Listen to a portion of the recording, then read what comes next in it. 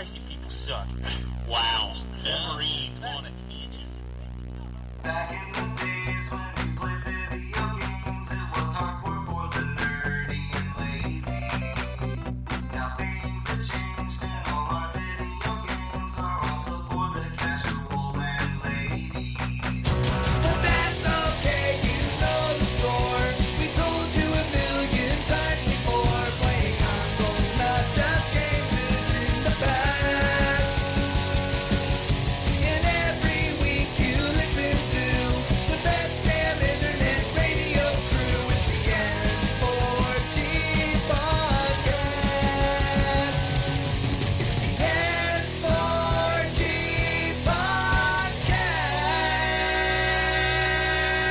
podcast. All right, it's time for another week of N4G Radio. This is episode 715 for September 19th, 2022. And on the show this week, we have a bunch of broken microphones. We got Anthony. Hello. We have Drew. My microphone is not broken. I'm getting there. That was my theme. We have broken mic number 1, Terrence. What? And we have broken mic number 2, Wombat. All my shit sucks. You gotta get that. You get that black fuzz in your ears now from your headset that's broken. It's just completely falling. It's disintegrating as I wear it. So Nice. Well, this is going to be... What are you going to say? As I say, imagine the dust falling from the headphones is like watching the sand go through an hourglass. These are Just the days of time. our pretty lives. Taking pretty much, away. except 75% of it goes directly down my ear canal. That's fine. That's perfectly fine. But, yeah, I think this is going to be a pretty crazy show. There was a lot of news this week. Indeed. I didn't play a lot of games, but I know other people probably did. So we're going to kick that off with Drew. What'd Okay. you play? I played a good amount of Assassin's Creed Odyssey. It's because it's the best Assassin's Creed. Same. So, I own this game since like 2019, I think. And I've just never booted it up. For Phoenix Down last year, we did Assassin's Creed Origins. I absolutely adored that game. And I was like, okay, well, let's get to Odyssey. So I started up, and the reason why I started up was because they have the Assassin's Creed sale going on right now, and I picked up Odyssey's season pass for like $15. From what I understand, is very substantial content. So Shit, dude, that could be its own game. I actually was playing the Atlanta stuff this week, and I think it took me 3 hours to get the title card. yeah. It took me almost 4 hours to get the title card in the standard game. Yeah, that game is massive. Yeah. I haven't even left the first island yet. You haven't got the title card yet? I have just done everything that's on. Like, I'm playing in the adventurer mode or whatever, where they don't really mark everything. Yeah. And I am just like, all right, well, I'm gonna wander around, kill some stuff. I bought it in 2019 as well, but I bought the like complete version, which came, I think, with another Assassin's Creed game. It came with like 3, I think, remastered. The Yes, season it came pass with was the supposed The to season come pass with came it. with it. Yeah. I don't 'cause think I got it though. It should be a different download. Yeah, It's a it's in your different download. library. Oh, it's in my library. Okay. Yeah. And it has the fancy new title card on Xbox. The little update, the little icon. Oh yeah, the black one. 15th anniversary gold and black ones. Gold and black. Yeah. Are they going to stay that way? Yeah, they'll stay that way. Not all of them are that way. Like, my Assassin's Creed library is like 50 games. I think half of them are the black and gold. I think the newer ones. I don't think like the 360 ones are that way. My Odyssey. No, it's just the my ones Odyssey for is in Xbox black One. and gold. Yeah, But it's not. just It's also not the 2D ones or like the Ezio collection or something else. I can't remember. none which of those ones. were. Yeah. Yeah.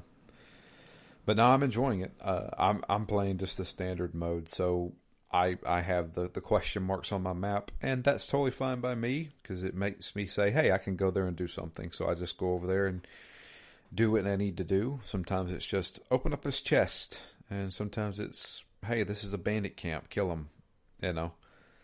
But yeah, no, I'm actually really enjoying that game. What will are tell you you, playing Anthony- as Cassandra? Oh, okay. Yeah, Yes. everybody's got to be playing as Good. Cassandra. Good.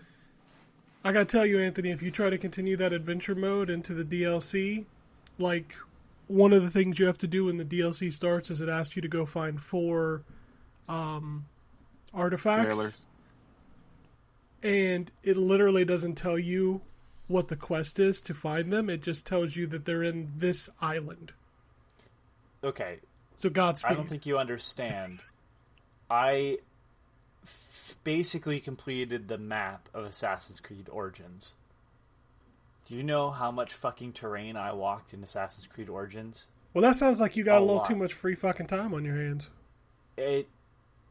I always have a game that steals most of my attention. I did that as well in Origins, but I still had the icons on the map. It's okay if you have icons on your map, man.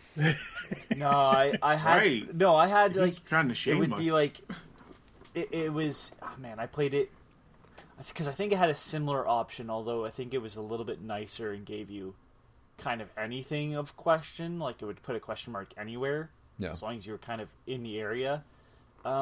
But it wouldn't tell you what it was. But even then, I mean, I walked most of that map just because I'm insane. So, Yeah. As long as you recognize it, I think we're good. oh yeah, well, I'm not denying. Well, I mean, really, come on. How many podcast episodes have I done with this show? Yeah, we all know that I'm a bit off. It's weird. Like, it must have been... I did the same assassin- thing, Anthony. Oh. I explored the whole map, including into the deep parts of the desert in Origins. That was like one of the things that I kept doing was going into the deep parts. I'm like, there must be something I'm missing here, and I guess kind of there was, but they were like post story, I think. Yeah, I did a little bit of that. I ran into that big crevice, and I'm like, whoa, this is crazy. Did, when you're in the adventure mode, like, when you find something, does it still pop up and tell you found it? Yes, Okay. Does it mark it then, or does it still stay on? yes, it marks it there. Okay. So it doesn't mark historical locations until you find them. Correct me if I'm wrong. Didn't Origins, when you discovered a new city, you could fast travel to it? I believe so. Yeah. Why I'm is pretty that sure. not working in Odyssey? You got to You can do the travel to- points. You got to do the Yeah, synchronization points, and you can also travel to the docks. So the it's the docks, docks. Okay. See, I discovered a city, and it has an icon, and when I hover over that icon, it just says the name of You the city. cannot warp to it. Yeah, Yeah, you can't warp to that. It's the docks. Yeah. So, okay. All right. I'll have to keep that in mind because I remember, like, you know, if I wanted to go Yeah, it back would to pop you- Siwa, it would- I could just click Siwa, you know. Yeah, and it would pop you kind of into the center of town. Yeah. Yeah, this one didn't do that. I was just like, You need to make sure that you are synchronizing, though, because the more you synchronize, the upgrades for Icaros come from those.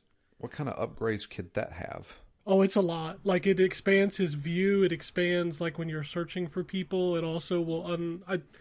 I think Tagging enemies and stuff like that is connected to that. I thought that was I thought that was from the tree, but I guess you're right. That does come from that. It was in Origins that it came from the skill tree, but he did have you would get like towards the end of Origins. I had done so many sync points that I can't remember the bird's name in that game, but it would be like halfway across the map and he could see it. Like the range that the bird has as you get further and further in, it's crazy.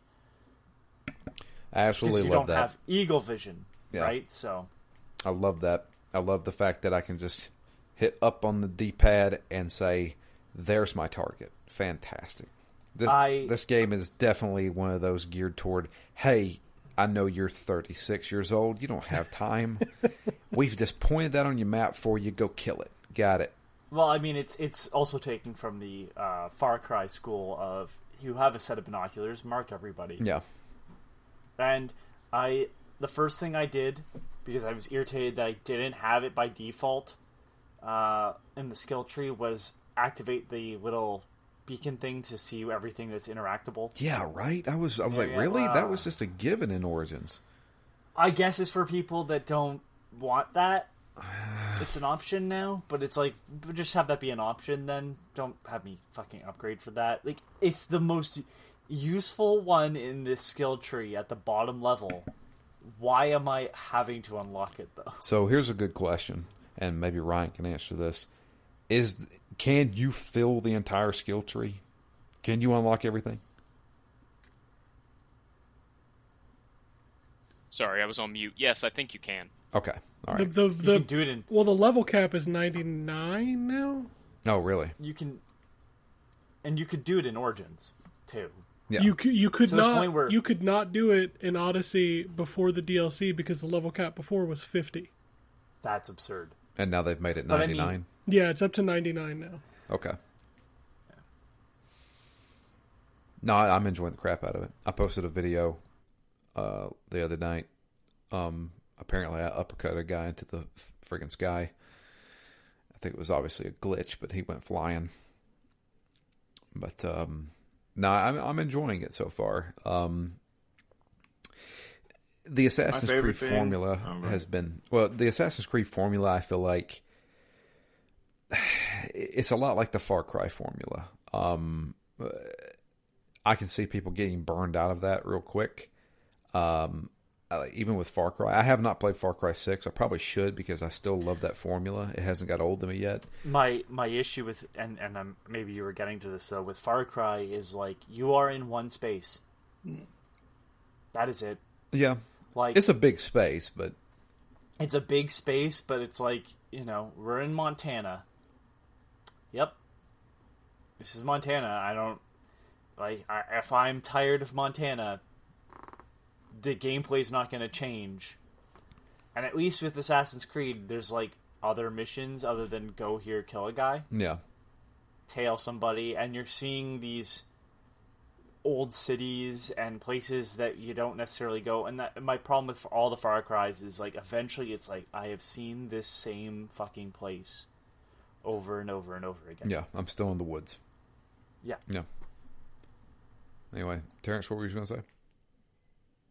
I don't even fucking know. Oh, the Odyssey. I was just saying that my favorite thing about that, well, one of, because I loved Odyssey, the Spartan kick. Like getting on a high cliff and just Spartan kicking kick's someone awesome. over the side. That is the best ability. Oh my god. Yeah, they've got some... They definitely changed it from Origins. Origins, you basically had your ultimate attack that you could do. And this one, you can use your adrenaline to do multiple things, depending on what you've unlocked in the skill tree. You can kind of like set them as kind of like, hotkeys that you can use. And that's pretty good. I haven't unlocked much. I think I'm only like level 8 right now, so... It's not like and the thing is like I'm wanting to do a lot more with the stealth stuff because I feel like I can handle the stealth in this game. There's certain games where the stealth is just like, I can't. Yeah, I can't. I'm going to get seen. I'm going to get into a fight. But I can actually stealth an entire encounter in Assassin's Creed, and in some cases I can in Far Cry. Far Cry makes it a little bit easier because I have a machine gun. Sniper rifle? Yeah. I have a machine gun, so if I get spotted, well, you're all going to die. Assassin's Creed, I have a sword that, and if I'm surrounded by dudes, it's going to be kind of hard to fight them all. Well, just wait until you start getting bounties on your head and like 4 bounty hunters show up while you're attacking it gets an encampment. intense. Yeah. So, fun fact, I guess I'm used to the sinking city at this point, because in the sinking city, if you press the select button, it brings up the map. Well, in Assassin's Creed, if you hit the, quote, select button, it goes from night to day or day to night. It does like a time forwarding thing. So I accidentally hit it trying to bring up the map, and I made time go by. And, you got that little small cutscene where it shows the sun and stuff like that. And then when it popped back to my character, the bounty hunter's standing right next to me. Apparently he found me in the middle of the night. And so I was like, uh-oh. But he kind of just stood there. I think the game glitched. So he stood there. He was looking at me. I crouched down and stuck behind him and then assassinated him. Some I of was those like, bounty well, hunters are ridiculous. yeah. No, They'll I've ran bring into fucking tigers and lions and shit to the battle, and I mean, I love those. Were my favorite parts of the Origins with the phylacteries. Yeah. Is that what they're called? No. Or is that this game? I don't know. I can't remember. Anyways, the fucking... No, this man's named the Fist. Alright, well, that man's about to die. And I'm searching down, waiting for my level to be high enough. So And then going and murdering these people. so I'm still confused on how some of this works, because obviously I have targets that I have to get to, right? Much like in Assassin's Creed Origins, where they have like a little, almost like a tree of like, this guy commands this, and then he answers to this guy. But in Odyssey, there is what reminds me of like a Shadow of Mordor kind of thing, where it's almost like there's this guy, and if you kill him, you move up to there, and then I'm like, so is there two different? there's Yes. the bounties, and then there's the cultists. Yeah, Okay. there's the mercenaries, and then the cultists that Okay. you have, and there are actually 3 technically different endings to the game for each one of those. Sort of, there's the main story, there's the mercenaries thing, and then there's the cultists. Gotcha. And I would recommend. Oh shit! Now I got to remember what the right order is. There's a specific order that you should do it in, and I think the cultists should be last. Because if not, the ending to the cultist story kind of spoils the ending to the other main story. Gotcha. Oh, So I Kidoki? I would do the main story Um, first before you kill off all the cultists. I'll ask you 70 hours from now. Yeah. I did run into my first romance option. I did too, there's and a lot I of pissed her those. off. Yeah, I pissed her off too. It was going well, and then I said something about like the great is as great does, and boy, did Cassandra say something completely different than that. Yeah, that happened. And I with was me like, too. oh, you fucking hate when that shit happens. It's kind of like when Fallout 4 did the same thing. Really, put a fucking emotion next to it. I don't even do God that. damn. The thing is that if you want to do it right, do Dragon Age Origins. Dragon Age Origins gave you 8 things to choose from, and it's full sentences. You know what I mean? Yeah. Like, go back to the traditional RPG stuff. So Press X to doubt. so here's I know it was you, you piece of shit. That's what I feel like. Yeah. I feel like we're going back to LA Noir. yeah, you're a fucking liar, as I say to this 12-year-old. But I did run into some dialogue options that had what looked like a balance emblem next to it. Anybody know what that means? That means the decision's going to change the outcome of other events. It tells you on the first time you have it is when the Cyclops' bounty hunters come for you at your house, and you can let them live or kill them, and it has a scale next to it, because it will change future events. Gotcha. Tipping the scales of fate. Okay. That's what it is, yeah. And there's one other thing that I will mention before moving on from this. Apparently, I get the Roman Empire and the Greek Empire confused all the time. Because, like, playing this game, I'm like, wait a minute, that's the Roman stuff, right? No, it's not. It's the Greeks. That's kind of by design of the Roman Empire. Yeah, they based everything off the Greeks.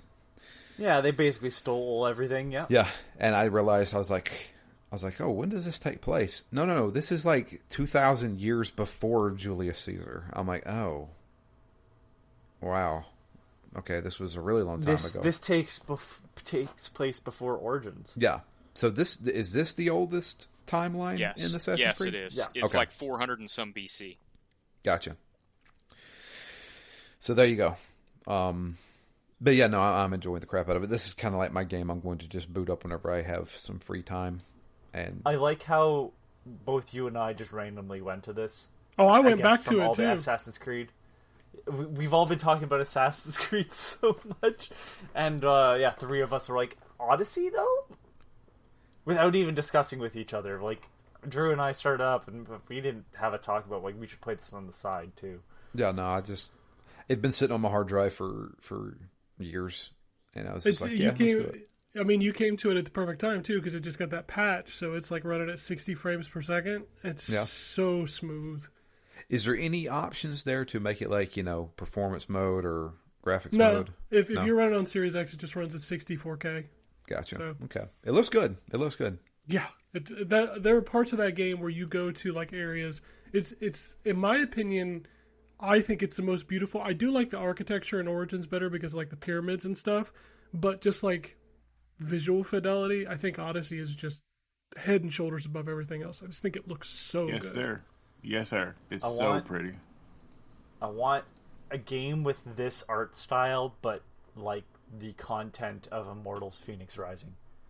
Yeah. Because, man, I don't really care for the cartoony graphics. Like, it was neat, but it's like, in hindsight, I look at those characters, I'm like, yeah, these aren't really that good looking. Like, these already kind of like, ugh. And if I was really crazy, I'd be like, and I want all the big monsters to move like Ray Harryhausen stop animation.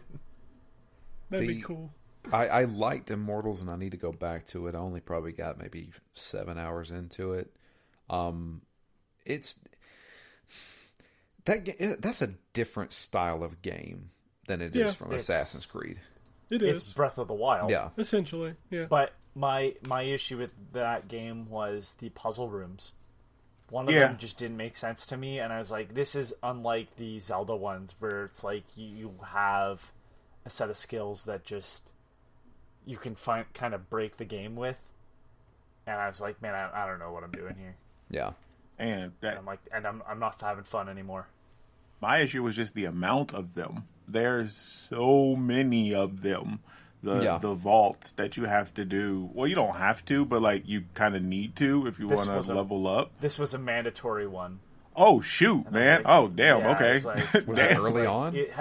No, it was Hephaestus's area, and it had something to do with like fans and wind. And I just remember going, I'm just going in a circle. I don't see where this breaks apart. I was playing around with it, and I'm just like, dude, I can't. I just can't sit here and fucking do this anymore. Okay. I could have looked up the answer, but I was just so kind of done with it at that point. I was like, just moving on. It's a game that, like Assassin's Creed Odyssey, that I've started up before. What I'll end up doing is I will go back now. The DLC, even though it's not really attached to the main game, is all there, and I'll probably just sit down and play it all. That's how I did Origins. I waited like fucking years, and then I sat down and did all the DLC. Sort of. I didn't like the second set of DLC with the zombie mummy things. I was just like, I'm not enjoying this area.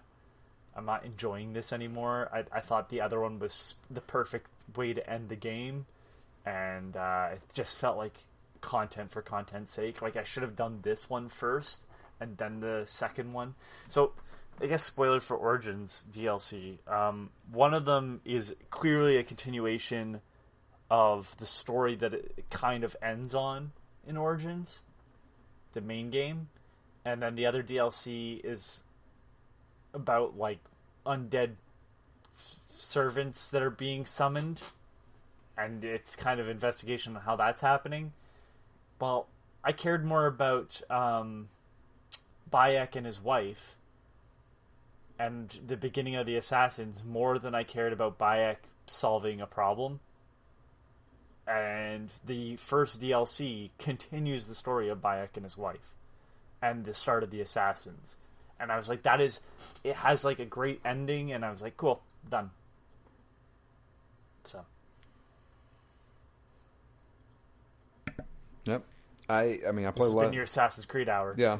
I played a good amount of that. I've been playing Sinking City. I kind of stopped since we're going to be taking 2 weeks off.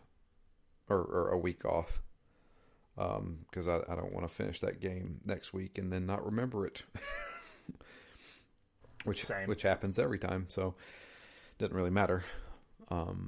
Yeah, I can't do another one where I have to lead the fucking podcast to do story, because I finished that like shortly after the podcast and didn't remember either. Yeah, that's the way it is. But yeah, I mean, to be honest with you, I mean, I jumped into that and it kind of hooked me. So I've been playing it a good amount. I did do some more Zero Time Dilemma. Got to write my review of that. And then I played that other game for review. Dude, I don't even know what the hell I didn't talk about that game. Like, I don't even know what it's called. No, that's helpful. I was just about to ask. Well, you could start with the title, but I suppose that's out the window. Ken, do you remember what it's called? Is it called Game Type DX? Yeah, Game Type DX. It's the one that mimics the 360 dashboard. Yeah, it starts out like you're just going through a 360 dashboard, and then you play a shoot 'em up that looks like a JPEG flying around. I mean, I don't know what this game is. It's really just like an indie game that is poking fun at those XBLIG games, the indie games on Xbox Live. Yeah. To where like they were hidden, and that's why you have to find the game to play it. And it was originally on Xbox Live Indie Games without the dashboard stuff. So it's like a re-release of that, making a joke at like how hard it was to find those games. Gotcha. Well, it's super cheap too. It's like $5 or $6 or something. Gotcha. Okay. Well, if you're looking for some easy achievements, that game's got it. So, but yeah, that's honestly pretty much it. Assassin's Creed's got its hold on me, so we'll see what happens. All right. Well, I guess I'll move over to Anthony. What you got? We've talked about it. Okay. You didn't play anything else? So I don't know how I haven't, but I haven't. I legitimately don't know where the time went. I started thinking about it and was like, man, where did this week go? The Cassandra. Mystios. No, I started that like, not maybe last night, the night before. So like, no, not even to Assassin's Creed Origins or Odyssey, I should say. I don't know. I don't know where my time went. I booted up Assassin's Creed 3 a little bit, and all I have to say is, like, Metal Gear Solid 2 had better models. Boy, everybody scares the shit out of me in that game, but I only was playing it because I needed for some reason my Xbox One had split the DLC over, like, 2 drives, and I was just like, yeah, I'm not doing that, but then it didn't want to move it. It's just like, I want to re-download this. I'm like, sure. So, I was waiting for Odyssey DLC, and that's the only reason why I was kind of goofing around in Assassin's Creed 3. All right. I guess that's it for you then? Just one thing I will say about Assassin's Creed 3. Boy, they really dropped the ball with the whole, what's his name? Ryan, what was the name of the main character Connor. of Assassin's Creed? Connor. No, not Connor. Desmond? Please. Desmond Yeah. Miles. Yeah, Desmond. Boy, they really fucking just shit Yeah. the bed with that whole concept. Yeah. Yeah, the present day stuff gets better in the newer trilogy. I will say this though,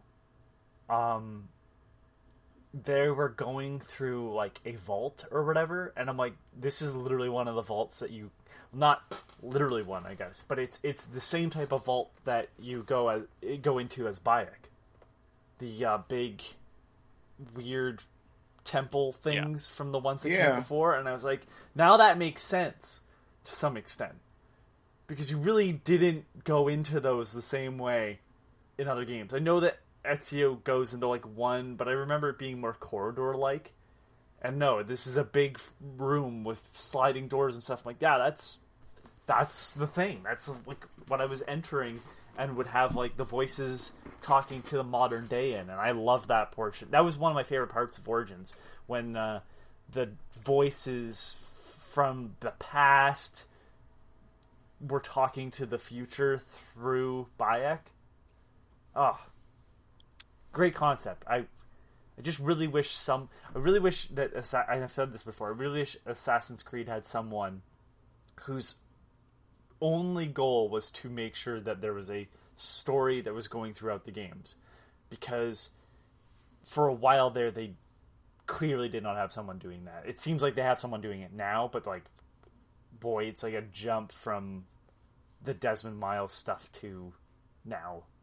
You're trying to say I can't that remember her. Jade Raymond wasn't a good writer or something? Because wasn't the first three, wasn't that all her? I think she was producer. I don't think she was the writer on them. Let me put it to you this way: it's not, I was just it's being not- funny, homie. She's overrated. Like that's really what the No, she Joker is. was. She is. Okay, I thought so, but like I wasn't sure. But my issue is not even with her, really. It's about the fact that like you get to 3, and 3 doesn't really know how to end, and then 4, Rogue, Unity, Syndicate doesn't really have connections to any of the stuff that was going on before or really after. It's like really rough and not really a great connection, and it's like, Well, you just had someone, or you had a group of people and like had the Bible of these are the things that have to be done, right?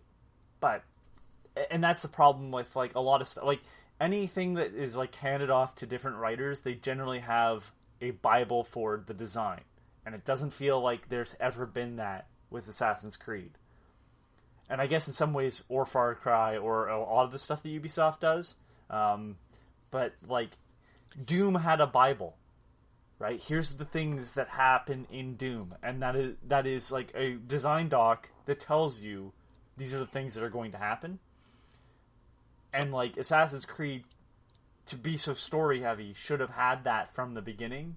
I just don't know if that was there, because it originally was supposed to be like a tech demo or a Prince of Persia game. I've heard multiple things of like it was a build up to a Prince of Persia title, not really its own thing, and that it became its own thing. And then I've heard that the science fiction stuff was added sort of late into it, and it's like, well, that's great, but then someone should have been writing, okay, these are the things we're doing. And then I think 2, as much as the games may have aged, 2 and Brotherhood, where you start building that conspiracy of the people that came, those who came before, I'm like, oh, this is brilliant. Like, what an interesting way. They're hiding it in these Renaissance paintings and all this stuff, and then it's just like, well, we're dropping that concept, and we're moving on to something else. And it's just like, ugh. Just have it's someone funny or a group of people overlook that. That you say that, because I could have sworn the original concept for Assassin's Creed, and I think about this all the time, back when Jade Raymond and them first even talked about it, was that it was supposed to be like a trilogy, and it was supposed to be like a past, present, future thing that was tracking this war between the Templars and the Assassins. So the first one, and we never got the future thing. Yeah. No, yeah, it stopped. Like, we never even got really the present, because like I thought what we were going towards was Desmond, and this is also why I hate the ending of 3. Desmond was going to become an assassin in the present, and we were going to have a game where you were Desmond, you know what I mean, in the present, doing whatever. I guess maybe the hard sell with that would be, how do you really do that and it not end up being Splinter Cell? But I don't know. But yeah, they never did the whole past, present, future thing, which was supposed to be originally. Now it's just all historical, which is fine, and that's cool. I think they realized but I think they realized that the historical stuff is what set it apart from the other games on the marketplace that were doing modern day stealth. Yep. And so I think they decided late to lean into that more heavily. Now, so I will say though that the newer 3, I think, do a better job of telling a more straight line story in the present. I also day. like the character. Yeah, she's good. I don't remember her Layla. name. Layla unfortunately. Hassan. Layla, thank you. Yeah. Layla Hassan. Yeah, she's great. Every time, like I'd get out of the Animus in Origins, I was like, okay, I'm excited because something's going to be happening now, and she's an interesting character. Yep. And she seems actually enthused to see into the past. That's a change. But you know, my complaints don't just lie with Assassin's Creed with the Bible's design document stuff, because I really like Watch Dogs 1. DedSec is clearly this group of people that are not morally good or bad. They're just kind of a force, and you're like, they leave that game with like the idea that maybe DedSec isn't the hero either. Like maybe there are no heroes. And then in 2, DedSec are the good guys, but they're a bunch of kids sending memes and shit. And then 3 is so far into the future that it doesn't really feel relatable anymore, even though it's got one of the most interesting story arcs and one of those side things, and Ken knows what I'm talking about, the house. It's like there's no thought process to these series, and this is a Ubisoft problem. And other people have that issue too, but like Ubisoft, they have these big franchises, but they don't seem to know what to do with them. I mean, Assassin's Creed seems to be in good hands right now, but when that's done, what's going to happen? Are they gonna flop back to like the Abstergo makes video games again? Like, okay, I suppose. It's just like you guys need some group of people to be looking these franchises over. How the fuck does the movie Assassin's Creed fit into the series? It doesn't, I suppose. Surprisingly, it does, but it's not great. But it's not great because they decided to do all these other things, and it's like, well, if you had somebody overlooking this franchise in the sense of like, these are the things that can happen, these are the things that can't, maybe that movie's better. Instead of having an animus that flips you around and has... So without spoiling anything, let me just say that you come out of Valhalla with a completely different direction on the modern day stuff that feels much more promising compared to what they've done in the past. So I would say good that the play through these 3 games and your perspective on the modern day stuff might be a little bit different. And it's not. Listen, I'm not criticizing any of the modern day stuff that's really happened, but it's up until now. It's felt like this. At least feels like a continuation of what was happening with Desmond. But like Assassin's Creed Black Flag, as much as I love the past stuff, that is the best part of that game. The modern day stuff in that was not good. That weird Abstergo is a video game when you're going through computers and it's first person and stuff. It's just like, I suppose, but it doesn't feel like part of the same series. It feels like almost a parody of. And I don't know. I realize I'm just kind of bitching and it sounds bad. It's just, there's so much potential and there's so much great about these games. It's disappointing when they fall off. And Ubisoft has a problem with that. And I say that as somebody that loved Watch Dogs 1, liked Watch Dogs 3 sort of, and like 2 I feel kind of like about. So Ken, it's time for you to move on to somebody else. Okay, well, you didn't say that was all for me, so I wasn't sure. Okay, well, yeah, I mean, I deviated so far, and I apologize. All right. Well, I'll move on to Terrence. Oh, man. Well, see, now we have to go right back to talk about Assassin's Creed, then. Oh, no, Assassin's Creed time is over. We're done. Okay, well, I'll gloss This is a over different it one. real- This is a different one. Mine It's okay. actually is a different one. But Jesus okay, so I mean, Christ. I did play. I know it's gonna be real quick. Dang, man, listen, I'll be on your side with Overwatch, homie. Come on now. Dude, I have never once on this show spent 30 minutes talking about Overwatch. We did a show Are you for sure? Overwatch. Oh, Okay. oh no! Oh, When that game first came out, I remember having to like keep hitting the skip button on the fucking podcast app I was listening to you guys on. Every fucking week. Because Jay was on all the time, and he was playing it too, and Drew was too, and you were just chatty Cathy's about Well, fucking, you know it was what? The View. It was Overwatch, but it was like The View. And that may actually happen again because I do plan on playing the second one. Probably nowhere near as hardcore as he's going to, but I do plan on messing with it. But okay, what I'm playing, some more 2K, which I have to get the review on. I've had a rough weekend, but I have some review. But it's basketball. I talked about it last week. It's still good. It's still, the microtransaction thing still bothers me, but whatever. Tim, you know, I'm trying to catch them all. I don't think I can probably legally say that because this isn't Pokemon, but I'm trying to capture the monsters. I don't know. I can't think of. Look at any Pokemon box. They've dropped that label. Oh, back have they on the really? Game Boy Advance. Oh yeah, they got to catch them because you couldn't move your silver, gold, and crystal Pokemon to the Game Boy Advance. There's no way, and so when I think Ruby and Sapphire came out, they didn't have all the Pokemon in it, so they're like, going to drop that title. Nice. I did not know that. That's funny. But That that's was a silent drop. nice. I like when companies do that. Temtem is I still don't think it's an MMO. But I mean it is a good creature collection battling game. That clearly nobody wants. I offered a free code and nobody took it. Clearly. Like, I'm the only person that apparently was out here like, man, y'all got that Temtem? And nobody else was about that life.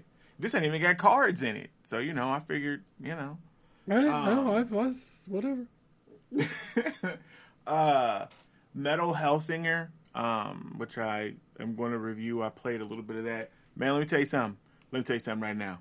That game is metal as fuck. I don't know if y'all knew that, but it is.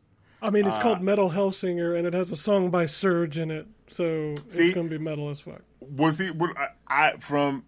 I know next to nothing about that type of music. Like, when it comes to music, I listen to what I like. So there are, different bands and stuff. Of course I'm drawing a blank, that I actually have on my music playlist. But like, if I hear a song they play and I'm like, oh, that's cool. Yep, I'm listening to that. But like, I'm not like into a particular style. But the music in this is dope. Like, and it's kind of, so the whole gist of the game is basically Doom and Guitar Hero. Like literally, like, I mean, you have to run around and you pick up, like in Doom, you pick up, these like times 16 things, which like amps up your fury and stuff. And there's like armor pickups and health pickups like in Doom. But then if you time your attacks to the music, which I think it's a 4/4, is it 4/4? 4/4 beat is what it appears to be. At least from what I've heard from musical folk. I'm not going to play like I'm musically inclined. I'm pretty sure it's 4/4 time. Okay, yeah, because I thought I had read that. But yeah, like if you time those, time your shots or your sword slashes or whatever to that, it does more damage. And there's different combos and ultimates that build up on your different weapons and stuff. And it's kind of overwhelming. Not kind of. It is overwhelming at first because there's a lot to juggle, and you think, oh, well, I should be looking at my time, the center of the screen where it's like beaten in, where you hit your attack button where the triangles meet. Well, no, you should not focus everything on that. You should actually be just watching the demons and the monsters and play it like you would a first-person shooter, and the rest of it will come as you listen to the music and stuff. You'll feel it, like you'll get the trigger pulls like to the beats of the music. And I'm sitting here like beating my head to this metal soundtrack of this band I've never heard from. I'm like, well, damn, okay. So yeah, I like this game. I like this game a lot. Yeah, I was playing it, and I was actually trying to review it, and I love the concept and things like that. But see, I don't know if it's my TV, I don't know if it's my sound bar, I don't know what the issue is. But like, I kept trying to do the thing at the beginning where it tells you like, let's check your audio lag, let's check your video lag. Oh yeah, the syncing, yeah. I did that like 20 times, and then when it asks you to test it and it says you have to be perfect before you move on, I could never get it. It would never register. Like, I would pull that right trigger at exactly the time the music hit, and it just did not register. So I don't know if I got some kind of weird latency thing going on, but like the game just wasn't working for me. So I was like, you know what, this is not fair. It's probably my setup or something. I don't want to review this game if I'm not hitting it correctly. So that's why I was like, hey, do you want to do this? Because it's not working for me. I got you. Yeah, I will say, I don't know, maybe it is something weird, because I had to do it twice. So the first time I couldn't get it at all, and then I closed out of the game and then went back into it, and I turned the TV off and back on, and then I was able to get it. So I don't know if it was a latency thing, and actually we'll see when I turn the TV off and go back to it again if those settings actually saved or if something changed. But yeah, it might not be. But yeah, gameplay wise, if you can actually get into it, it actually is. It's pretty dope. So far. So explain to me how it works, because the game sounds a lot like bullets per minute. It's So- It's also a similar, rhythm game Yeah. shooter. but this game is actually, you can just play it. It rewards you for hitting the timing. Yep, I was going to say that. That's how. Yeah, and I'm not familiar with bullets per minute. I know it was a rhythm game, but I never actually played it. But that was the thing that actually is most striking to me about this Metal Hellsinger, is that you can still play it and not be on time. And I was going to make a joke about me being black and having no rhythm, which is true. I don't have rhythm. Oh I my can't god, dance. you're black? Yeah. Oh, I know, Jesus. right? That's crazy. But yeah, but like I have no rhythm. So like me trying to play this, like I'm not great, like at all. But I'm good enough. So like you can still actually get kills and stuff and play through the game and not hit the notes perfectly. It just, you get bonuses as far as extra damage and combo attacks and stuff if you're able to hit those notes more consistently. So it rewards you, like Ken said, for being able to do that. So you can still play it even if you're, rhythmly challenged like myself. Rhythmly challenged. And then lastly, I too played Assassin's Creed, and mine is actually because of Ryan's fault, because every time I listen to Ryan, I'd be like, oh man, I'm going to install and play this game. Witcher 3, Okay, hold oh on. man, let me get some Splatoon 3 in my life. And then I got a question for everybody. Yeah. Why was it Ryan that made you go back to Assassin's Creed? yes, No. actually. No. No? Oh, I do what I can to corrupt everyone. Well, it was just me. because The that's rest kind of them- why I went back. He's like talking about Valhalla and getting you into it, Terrence, and I'm like, What's funny is Bought y'all are all Valhalla. playing Assassin's Creed. This is one of the few times where I actually played something sooner than you guys did. oh shit. I'm in the position where I'm the one who's already finished the game and everybody else is catching up, which almost never happens. Yeah. That's It's true. funny because like we're all coming to him for like, I'll say, oh, what this part was this and what I, because at least I did. But Valhalla is what I'm playing. I played Odyssey. I bought the season pass because it was on sale, much like Drew did. And I'm going to go back and play that because I didn't realize there was Minotaurs and stuff. Because Ken was telling us about that, so I'm going to go back and play the DLC. But Valhalla is really good, and the story actually is starting to pique my interest a little bit more. The combat, so I like and I'm not going to go too deep into this because Lord, this game has already been out, but I like how it gives you the choice to be the melee, the stealth, or the ranged combat, but you don't really have to be beholden, at least from what I've experienced, to any of them. Like, you don't have to be stealthy at all. So, like, I'm the bear tree all the way, which is where just the melee. So I'm just coming in there with some axes and the spears, and I'm just a Viking fucking shit up. Like, the combat is so much fun. And then I don't know how, but I found some treasure, and now I have a Black Panther mount. So now I'm riding around with the Black Panther and 2 axes, fucking shit up. Valhalla is a very good game. And that's just the combat aspect, but the story is great as well. But, yeah, so that's what I'm playing. I'm trying to go quick because I know we have a lot of news to cover because it was a lot of stuff. But yeah, that's all I got. All right. Well, then I will move on to the Wombat. Yeah, so I'll go pretty quick. I played more Splatoon 3.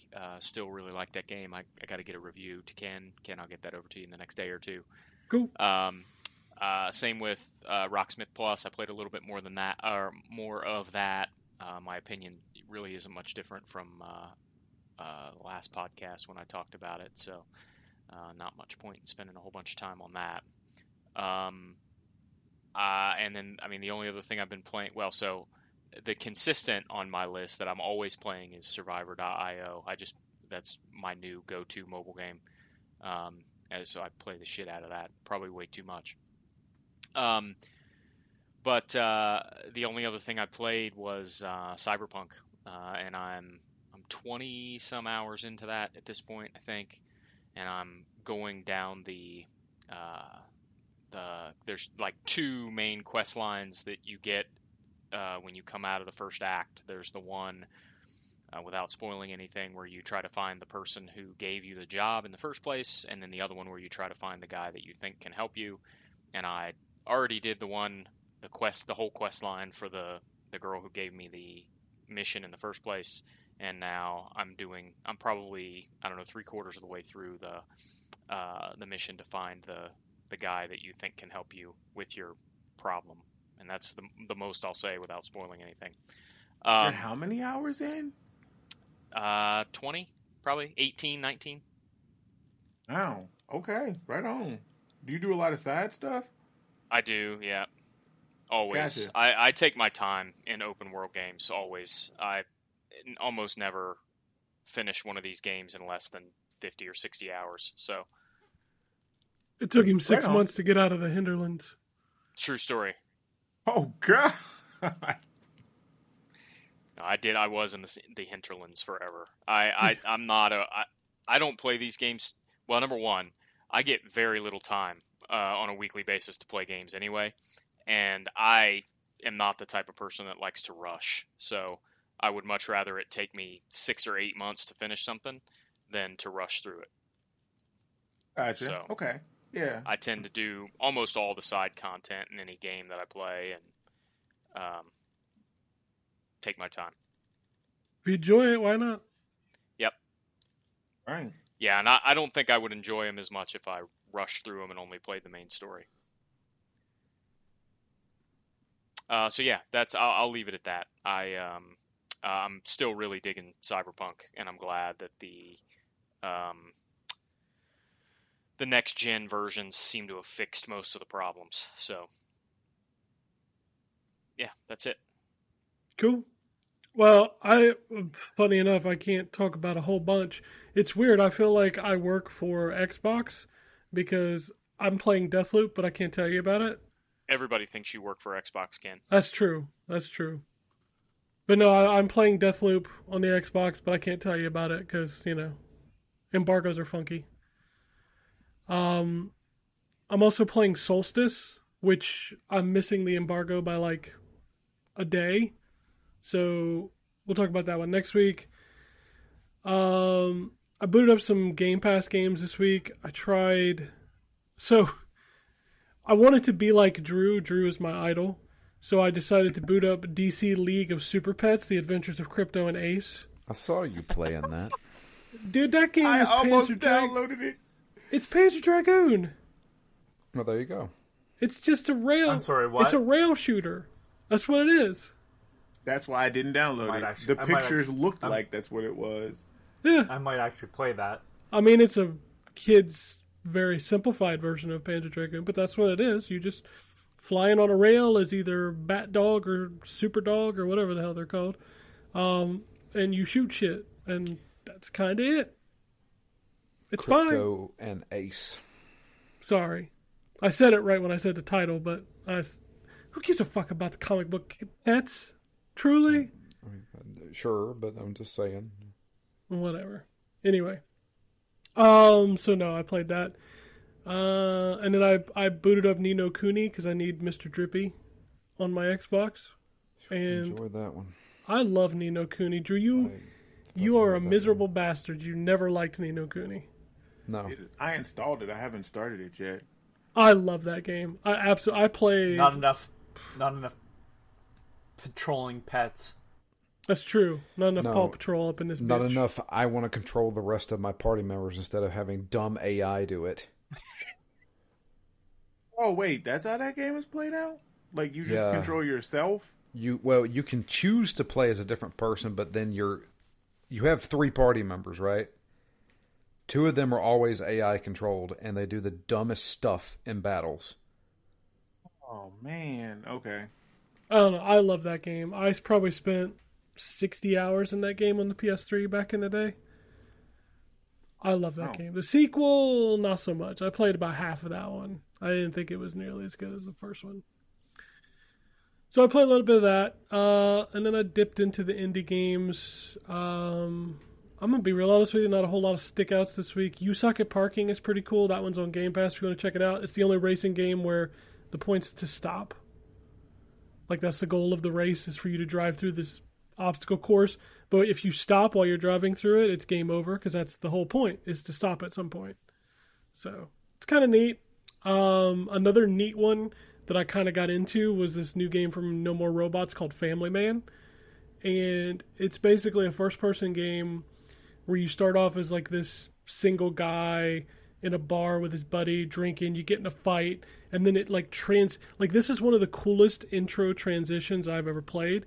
You start off in the bar and you're talking to your buddy, and he's like, go over there and talk to that girl. You go talk to the girl, and like as you move into the next room, it goes to like your wedding, and then it goes from your wedding to like your baby being born, and then it goes from your baby being born to like you getting fired from your dead-end cubicle job. Like the transition of it is so cool. Now, you have to understand that the game looks like fucking Minecraft. So like it's like all blocky characters. It looks worse than Minecraft. Yeah, it looks really bad, but it's a really cool concept. And eventually you get to the point where you lose your job. Spoilers for Family Man. Your buddy that you met at the bar that you've been friends with the whole time, like he gets in with some bad people, and you accidentally kill him and then have to go work for the mob to pay off your debts. Jesus, what? It gets dark real quick. No doubt about that. Bloody? Yeah, it's bloody. Okay. It sounds like based on kind of the things I'm reading on Steam here, it kind of sounds like a nicer version of Postal 2. I mean, I don't know if I'd go that far, but yeah. Well, here's the reason why. It's like earn cash the hard way or break a few rules here or there. Well, that's, Postal 2. The whole goal of Postal 2 is to go down a stupid errands list, and it makes it very difficult, mind you, in Postal 2, to complete. Like, oh, you're gonna go get milk? Well, you have the choice of either stealing it or waiting in line.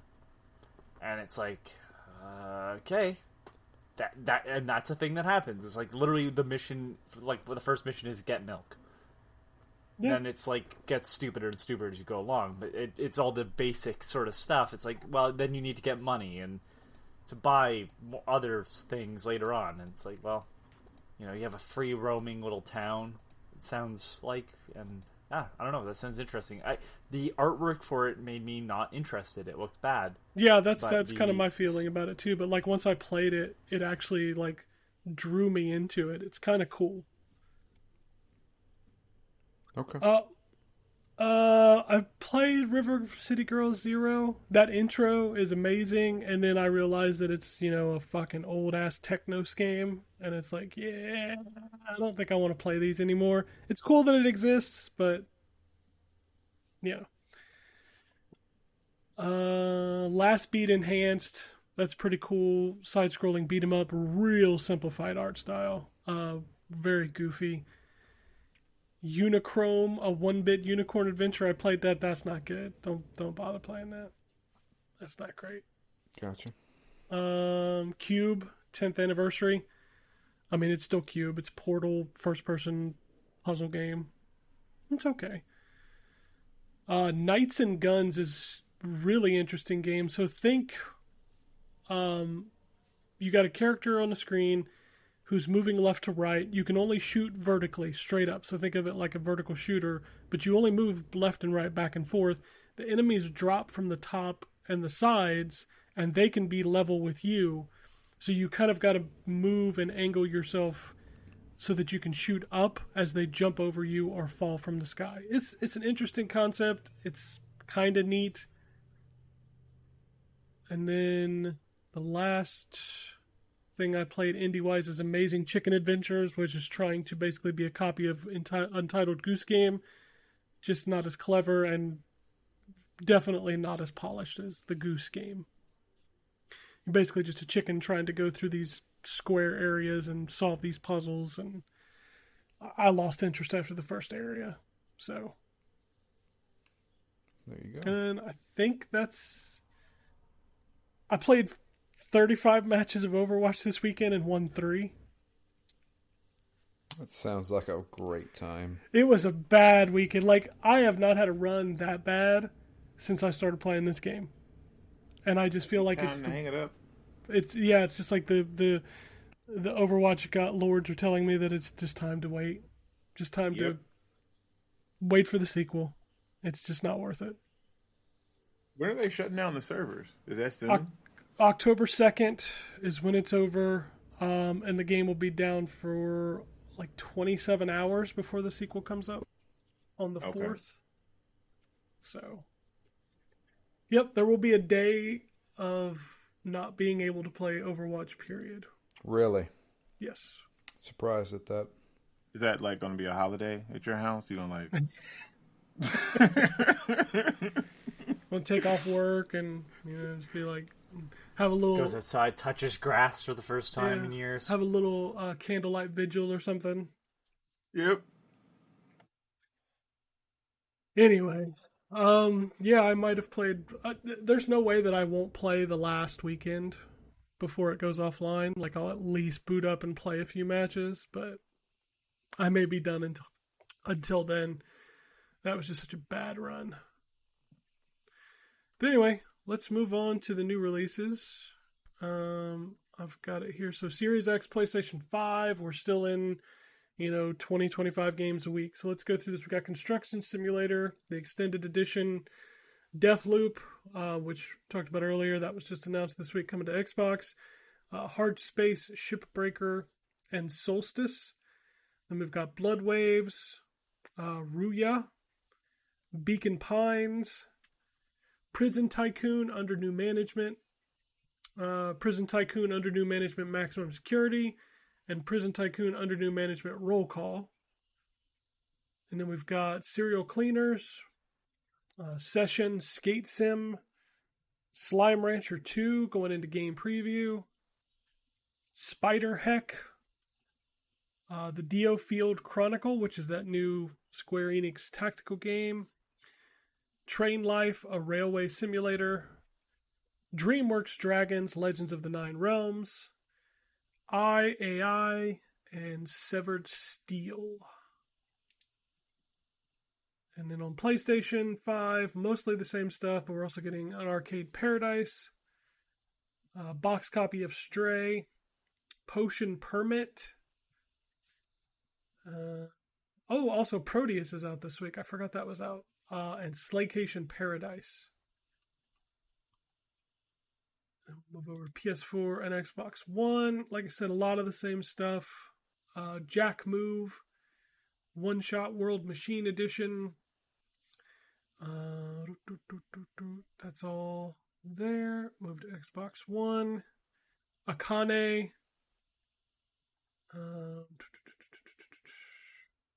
All the rest is the same.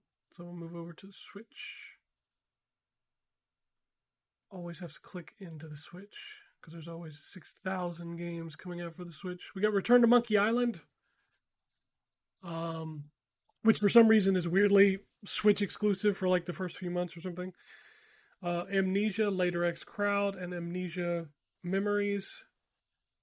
Midnight Fight Express, Wild Flowers, Cthulhu Pub, Learn and Play Dino Coloring, Scrap Riders, Alter World, Burfia, Camped Out, Drift King, Mon Cage, No Place for Bravery, One Shot World Machine Edition. This next game, do not Google. Otoko Cross, Pretty Boys Mahjong Solitaire. Pio Fiore. Yeah, don't Google that game. Pio Fiore Episodio 1926. Puzzle Battler Mirai. Slice. Song Pop Party. It's crazy how many fucking games come out on the Switch every week. Air Missions Hind. Car Mechanic Pinball. Classic Games Volume 2. Draw and Color Kawaii.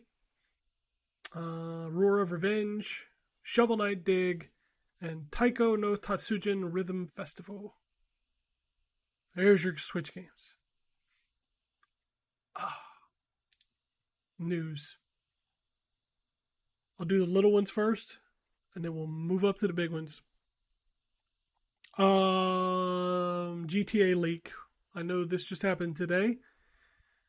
There's a leaker putting GTA 6 videos, screenshots of an in-development version of the game out onto the web. Also, update to the story I'm seeing now, he is reaching out, asking if Rockstar will contact him because he has more. So my understanding of the story is that he doesn't just have that; he has the source code. yeah, for 5 and 6. Yeah, and so if that's the case, I mean, I don't know how this doesn't delay that game by another year at least, because there's no way they're going to be able to use that same code. Otherwise, you're going to end up with a whole bunch of cheats and hackers and people's information getting stolen, and it's a real bad thing. Yep. Which is sad This because is if you watch in-game. the video, it looks good. Yeah. I mean, it looks super early. Sure.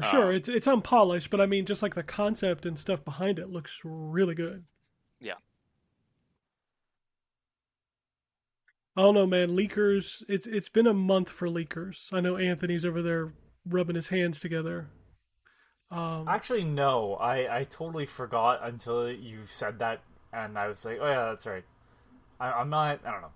I'm not happy about anything not being announced. I'm just tired of hearing things that are, oh, these are going to be announced, and then it's not, because people are just kind of guessing. I feel like that's a fair statement to make. I'm not angry about it, just No, you're correct. Like there's definitely times like I feel bad for this one because I know you're not following it, but I've seen Grubb make like several videos like apologizing because he did what he doesn't normally do, which is he didn't confirm it. He just talked himself into saying it. But and look, I do have respect for Jeff Grubb. I don't think he's intentionally going out there and making lies. To be honest with you, it hurts his credibility. So I get that he has to apologize, and we're not there yet. But it's like, I don't want Jeff Grubb I don't want any of these people to be wrong. There's no joy in having people be wrong. I gloat about it because I've told people now how many fucking times to stop with the nonsense and just let things be. And we're so interested in having things spoiled for us. From the same people that brought you, please don't spoil the ending of this game, comes, please spoil this conference for me. And it's like, just accept what happens, because ultimately, and it's less about the people. I'm not saying Jeff Grubb's a liar, just he's unfortunately the name that's touched, but it's like, it's less about like people that make up shit, right? Mm-hmm. And more about what that causes with people. Now, I'm not in Twitter anymore, so I don't have to see it, but it's like, I know it's still going on. Like, I can, there's so many people trying for their quote unquote 15 minutes of fame. Well, that too. That's the annoying part of that. But it's like, the problem is people buy into it and then get upset when those things don't happen. I think my joking response was the Grinch Leak, which, does anybody remember the Grinch Leak? I don't know that I do. Okay, so the Grinch Leak was, well, look, it seems legitimate because Illumination made the new Grinch movie, and it was the Smash Brothers character reveal, and it wasn't right. It wasn't right at all. And it's just funny to this day that, like, that was a thing that happened, and it wasn't real. It was fake. There's a lot of fake out there, for sure. And you know what? I used to buy into it. Like, I'm not saying I am perfect. Far from it. It's just I don't understand how people keep falling for this. Right? From the beginning, it's been the same lies over and over and over, and they have not materialized anything. And it's funny because we're not there yet, but Metroid is the thing that Ken was alluding to, and all I'm going to say is that from the beginning, it was Metroid Prime Trilogy is made and it's ready to go, and they're just going to port to Switch. It's been 5 years. Not once have I seen some key art leak, some footage leak, Nothing. It's apparently done. Oh, wait, no it's not, and now it's just a Metroid Prime HD remake. Because, and I'm going to say this now, the dev who worked on the original Metroid Prime trilogy said that's going to be near impossible. Like, you'd have to build that game from the ground up. And people got angry with him and called him a liar. Again, feeding into the whole, these lies make people shitty. I mean, they're shitty already, probably, but, like, it just gives them some backing of truth, they think, to be shitty to people that actually work on video games. And now the thing has changed, though, so now it's just Metroid Prime. Because that's a little bit more reasonable. We can see, oh, well, they can probably port Metroid Prime. They did it with Super Mario Sunshine. But, you know, maybe Metroid Prime 3 is too hard, so the lie changed to Metroid Prime HD. And I'm not saying it doesn't exist. I'm not saying it exists. I'm not saying it doesn't exist. All I'm saying is there's no proof either way. And I look at the absence of evidence as proof of absence. Like, it doesn't exist until I see something that proves its existence. I'm not going to have faith in random Johnny Balls 17 on Twitter that's just making up lies. I'm not going to put my faith in that. Why? And it's like, I get it. Jeff Grubb and other people have track records. Jeff Grubb being one of the better ones. But there's people out there that still are listened to who said that Mother 3 was going to come out. That's been translated and it's going to come out on Wii U. Really? Where? What 3? Just tired what of game? It. Mother 3. Oh, Mother 3. Yeah, I've heard the Earthbound Mother 3, 3 whatever. joke for years. But it's just like it's the same one. Remember that Star Fox game that was being made, the racing one? Oh, the one from, was it Sega and Retro? somebody else? Retro. Oh, Retro. It was Retro. Yeah. And it's just like, nothing leaked from that? Really?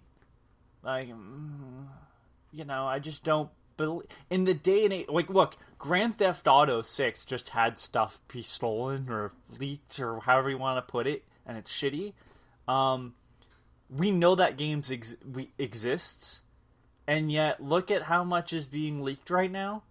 And apparently these other things are so under lock and key that like, it's... Nothing has come out. Not a single piece of key art. Nothing. That's where I go, I just don't buy into this nonsense. Well, and I keep having this same conversation because it keeps happening. I just don't get how many times is the same trick gonna be pulled. And again, I'm not shitting on Jeff Grubb. I feel like somebody's gonna take this and be like, ooh, shit. No, I'm just saying it's all this shit keeps happening. It doesn't matter the characters that are saying it. It keeps happening, and generally they're wrong. Generally they're wrong. And by the way, here's the just because I mentioned the Grinch Leak, I believe it was Mock Rider, one of the characters from Rhythm Heaven, Gino, from Super Mario RPG, Banjo-Kazooie, I guess they get one right, Shadow the Hedgehog, and the character from Golden Sun. all correct. All right, let's do some quick hitters here. Bonnie Ross has left 343 and Halo due to... This is bad, right? Yeah, well, she left because of a family emergency that she was planning on leaving anyway, but had to leave early. Just 343 in general. It's just kind of a dumpster fire. It is. This is As of not late. part of it, but it doesn't look good. Optic-wise. Splatoon 3 sold 3.45 million copies in Japan in 3 days. Game's kind of big. Japanese love to paint. Didn't realize that game was that big. It's huge in Japan. Like, Really? massive. And it's really good too, which helps. Yep. Never played it.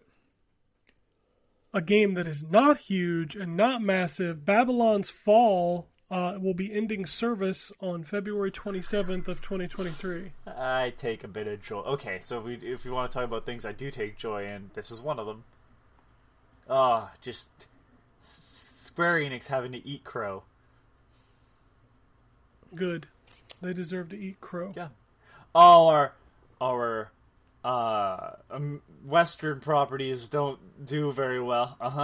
Somehow, Wonderworld.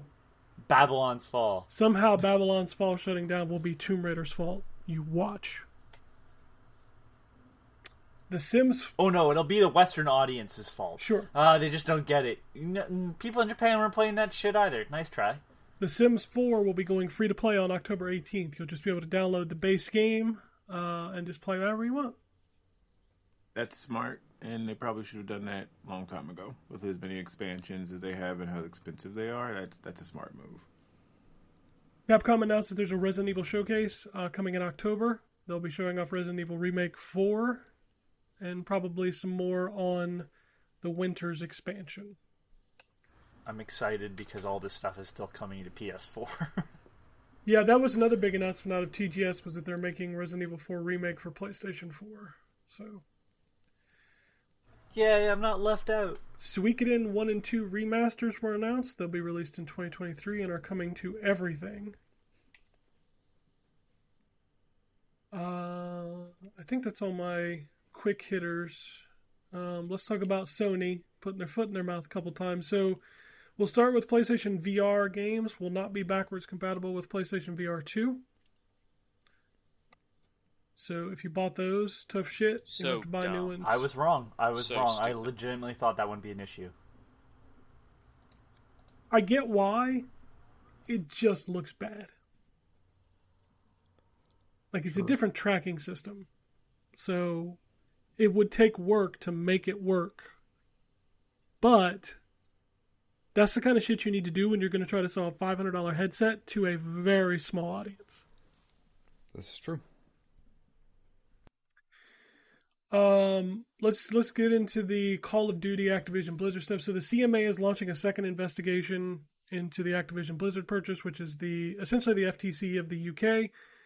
So they're going to be launching into that. And Sony came out publicly and said that they feel like it's a good thing because they said, quote, giving Microsoft Call of Duty would hurt gamers.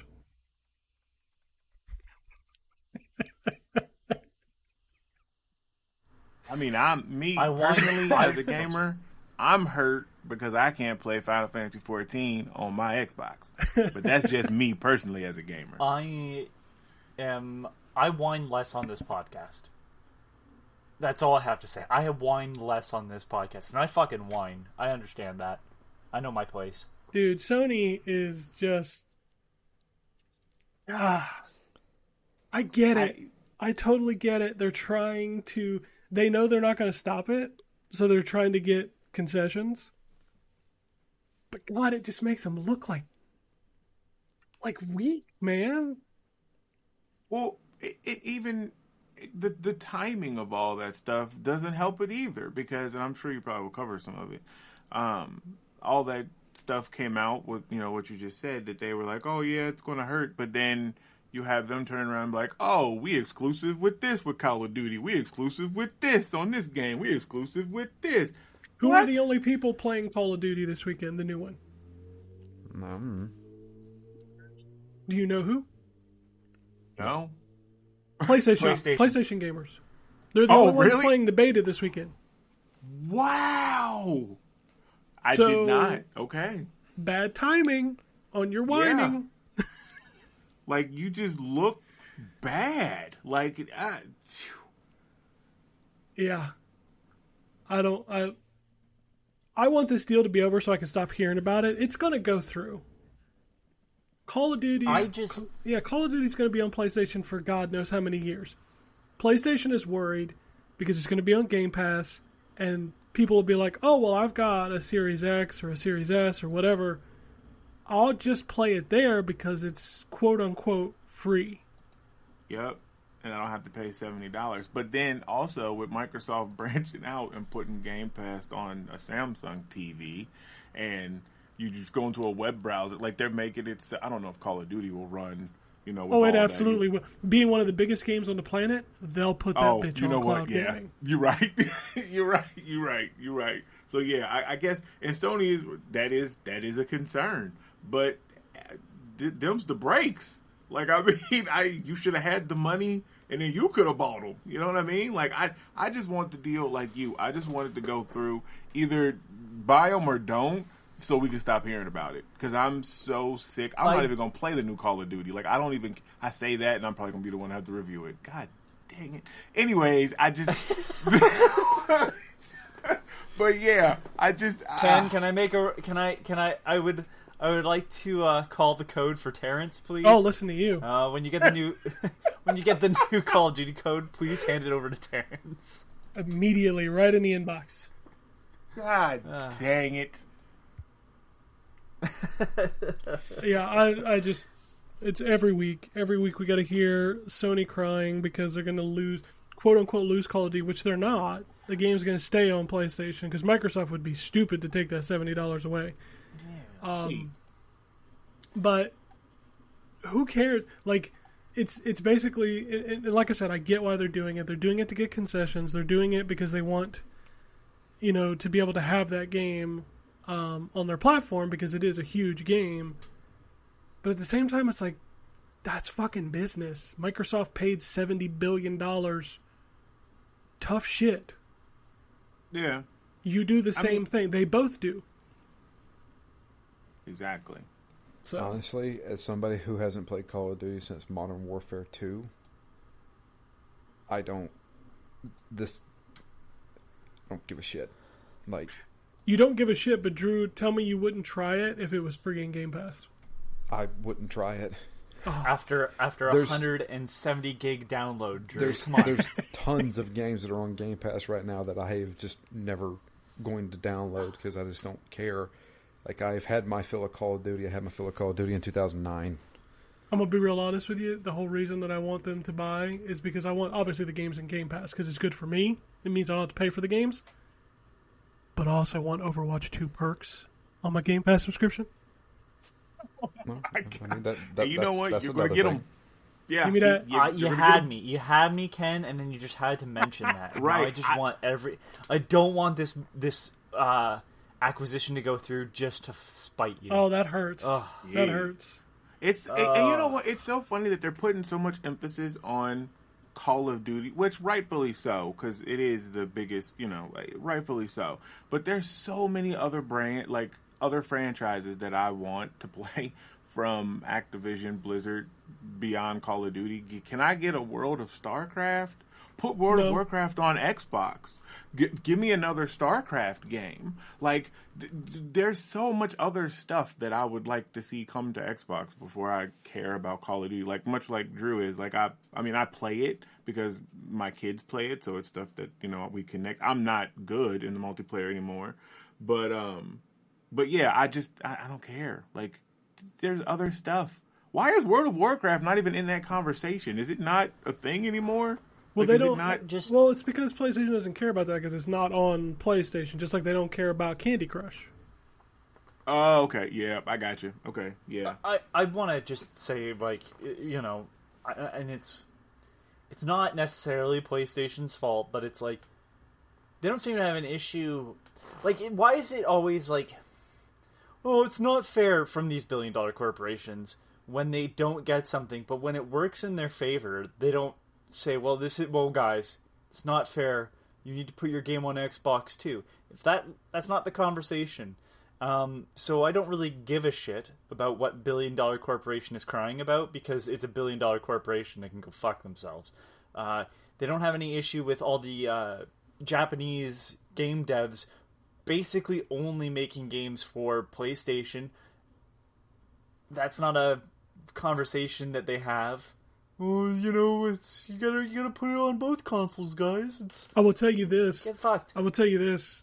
Sony's playing a very dangerous game, fighting this, because the next time they buy a developer. Yeah, court of public opinion works both ways, and that's, I think, what they're trying to do. No, it doesn't. Really? Well, when I say both ways, I mean that as much as Sony has them on their side, like they're their fans on their side, they could just as easily be swayed and turn against them. Because I mean, No, because Go ahead. we're dealing with idiots, Terrence. Well, I'm not talking dealing about. with I'm not talking idiots. about fanboys. You're right. I'm talking about like business wise. Right. No, that's fair. But I'm just. Wait, I figured Terrence was talking about the consumers, and the fanboys are dumb. And I realize that they're a small portion, but they are a portion. They are. And You're right. It's a very stupid. You can't sway portion. them. Yeah. They're a very stupid. Both portion, sides, by but, the way. like, That is not strictly. Oh, to Oh, the absolutely. bots. I didn't say Absolutely, Sony ponies. I said yeah. fanboys. Yeah, in general, they're Absolutely. all stupid. You gotta understand the Microsoft Xbox 360 is the better console of this generation. I don't give a shit. I don't. I don't care bought a which Wii corporation made more money in 2007. I don't care. Like, if these people were giving blood to the elder gods, it would be just as problematic.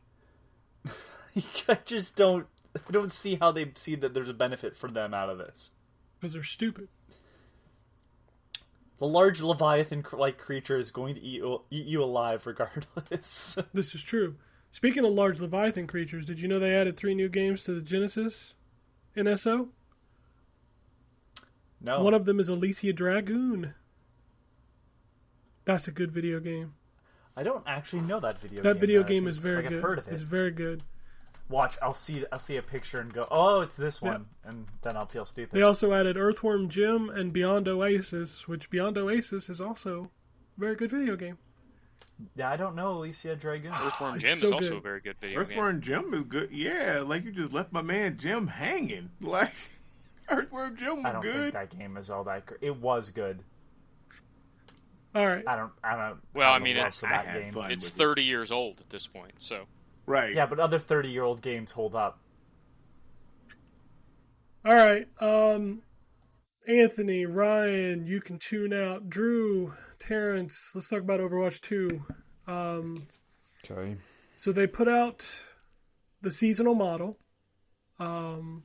basically how this is going to work. So we knew it was a battle pass. We knew that they were going to do seasons. I think it's like every 90 days. The big conversation here is that characters will apparently be locked into the battle pass. Yeah. And So they are confirmed to be level 55. Level 55, which, if you're curious on the Battle Pass leveling system, we talked a little bit about this. You can level by doing daily, weekly challenges, playing games. So you can progress to the Battle Pass simply by playing the game with experience points awarded at the end of each game. Battle Passes can be progressed more rapidly by completing in-game challenges, which are offered on a daily and weekly refresh schedule. And grouping up with friends will earn you 20% Battle Pass experience. So it's the same as pretty much every other battle pass. They all Yeah. work like that. It's all the same. There's goods and bads here. So I think one of the comments coming out of this was like Apex doesn't lock characters behind a battle pass. And then there was the conversation about the mythic skins. Like apparently a mythic skin in Apex is like $100, but the mythic skin in Overwatch is like $10. So like there's already these comparisons going on out there, and I agree, Drew. I think locking a character into a battle pass is a bad idea because, like you said, the balance portion to where if you want to play that hero and maybe you haven't unlocked them, that's kind of crappy. Now, Blizzard has said that, like when Kiriko launches, she will not be in competitive for like 2 or 3 weeks until people have time to grind her out, which she is in the free battle pass, so you could unlock her. I think the big story here is like, how long is it going to take to hit level 55? Like, what is the commitment for that? That's my biggest thing, and like I said in our little chat, if it's more than 20 games, that's bad.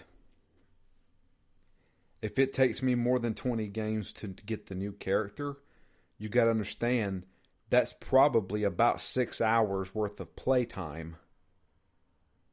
And that's 6 hours where, you know, you're doing multiple matches where you don't have access to every character.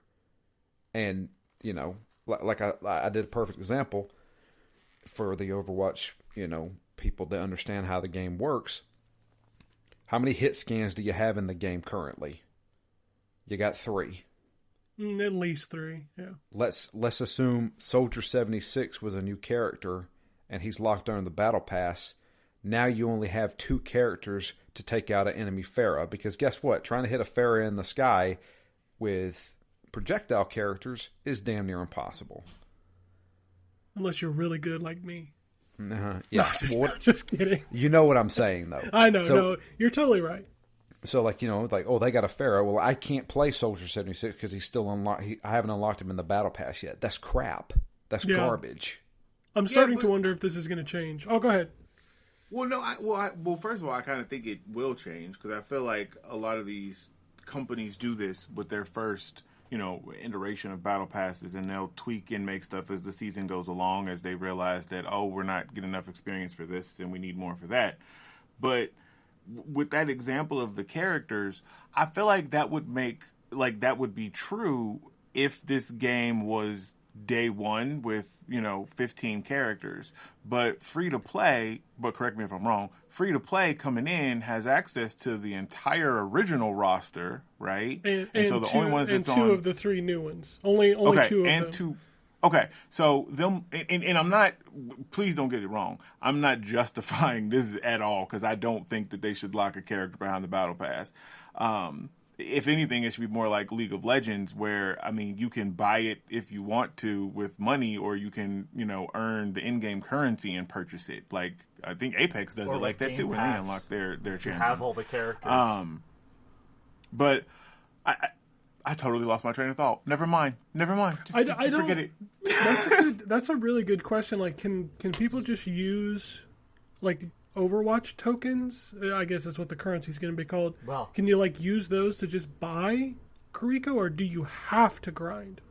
Okay, that was going to be a question, because I didn't know, because I didn't look too much into it, because I figured you would be the source of information for that. Yeah. But yeah, I was wondering if you could just buy the character, but I guess if they're putting her at level 55 and it's on the battle pass, you're going to have to buy to level 55, which my experience with battle passes, that could be expensive.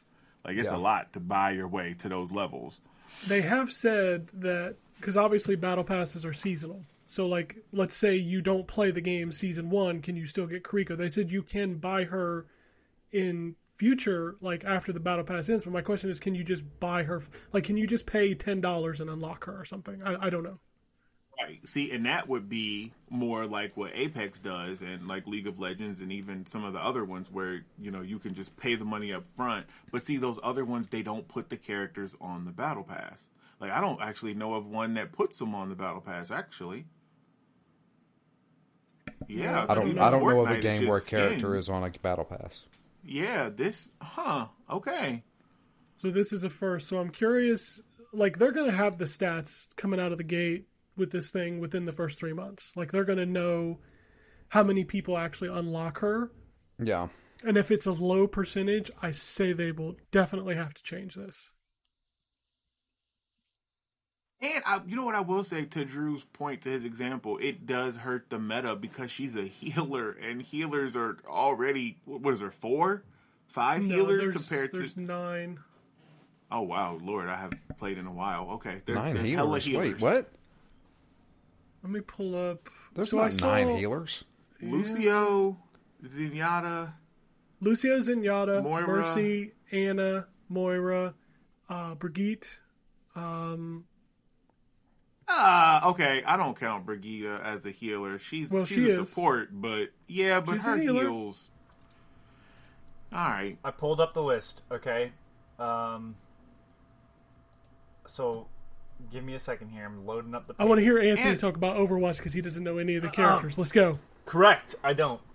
Baptiste is on this list. I forgot about Bap, This is from esportstales.com, so don't blame me. Did you just call him Bap? Bastion. Is that what the... Yeah, that's what we call him in competitive. You people go that know? You go okay, Bap. all right.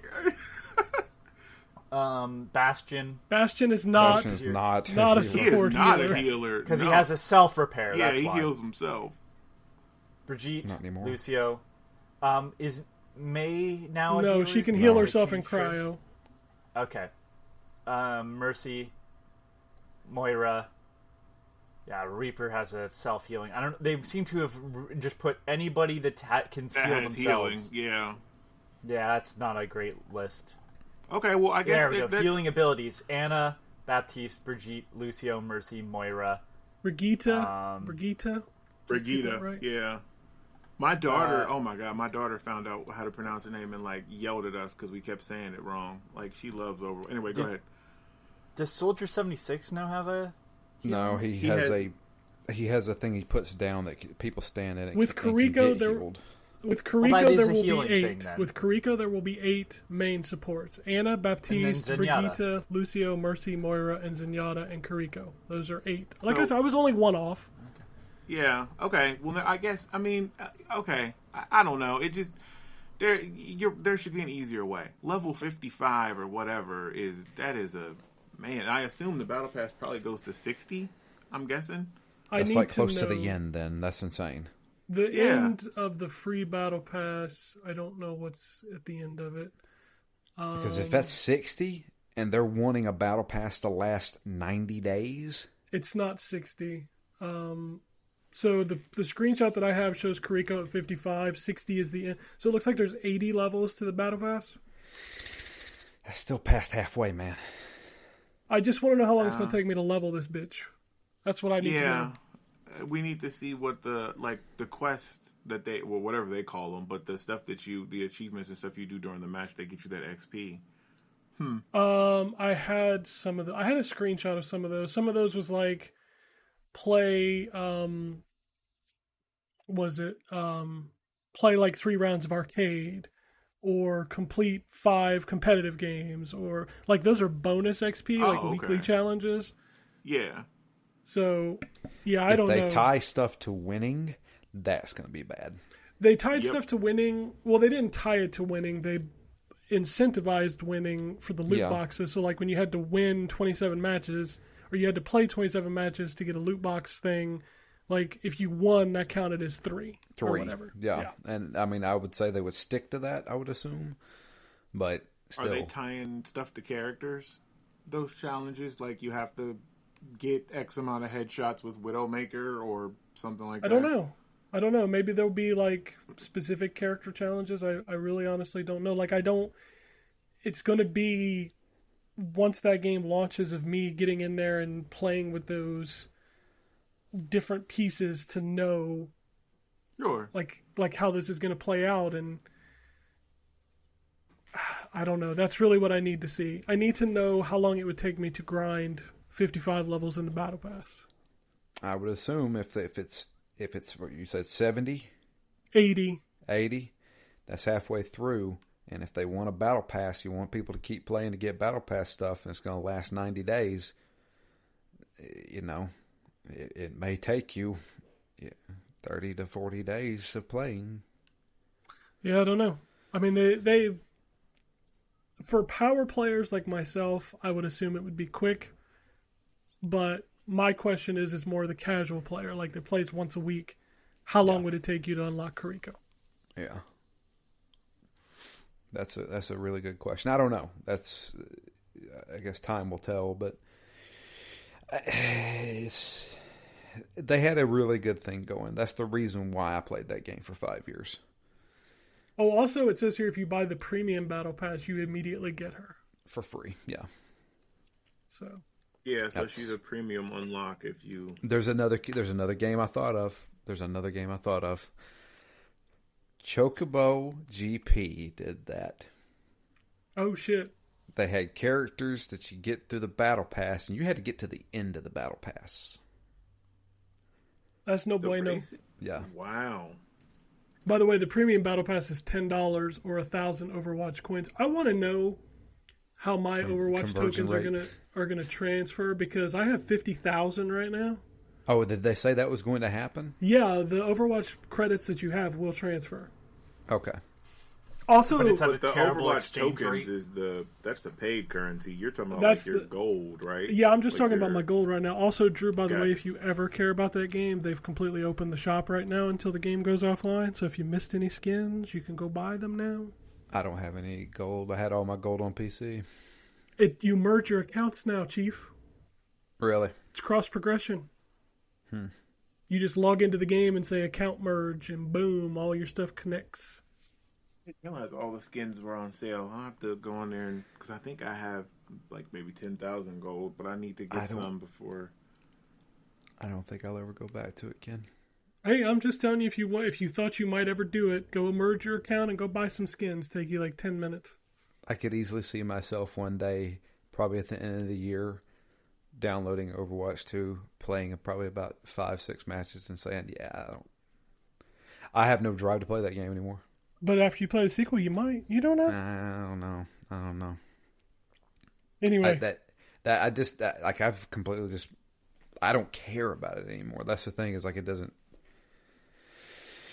do it for me anymore. Hey, whatever floats your boat. We're gonna move on to TGS. I got a bunch of stuff here. Capcom's TGS. Let's see here. Street Fighter 6 unveiled World Tour and Battle Hub. They also introduced some new World Warriors, including Ken, Blanca, Dalsim, and E Honda. They showed off the full roster of 18 characters. The character creator, like Street Fighter 6 looks huge. Can't wait to play that. No Sagat, unfortunately. Yeah, you know that's coming in DLC though. It has to. Yeah, it's like I said in the Discord. I think probably they're saving some of the more popular characters for DLC because they know that'll sell. They're not going to be able to sell as much DLC on the back of a brand new character that nobody's ever heard of as they would on long-time characters. True. Resident Evil Village. They showed off the new Winter's expansion, third-person mode. The game is also coming to Nintendo Switch in October, which, by the way, I tried that cloud version of Resident Evil Village. And you loved it? Dude, I just do not know how you would play that game like that. It is so bad. I mean, the demo was the same demo they put out a while ago where you're just walking through the underground area. And, like, that thing was stuttering so bad. Ugh. I guess they're bringing Resident Evil 2 and 3 as well as Resident Evil 7 to the cloud on Switch. Man, the fact that they charge full price for those cloud versions just boggles my mind. They're not like. I don't like Stadia. I will never buy a Stadia game, but at least those work and feel good. You know? I would rather pay for a timeshare. Wow. You know what I mean Jesus. for these video games? It's so bad. Yeah. Here's pay more than what we're selling Kingdom Hearts for on PS4 for a fucking cloud version.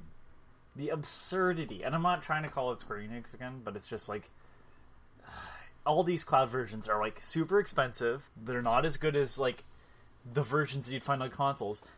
This includes Stadia. And you can get the console version for dirt cheap. Yeah, and it actually runs native, so it feels good. Yeah. You know, no lag. Wish I had a lag switch so I could distort my voice as I talk. Well, it's every mentioning lag, but yeah. New title update in Monster Hunter Rise Sunbreak brings some new monsters, some a new tier of anomaly quests.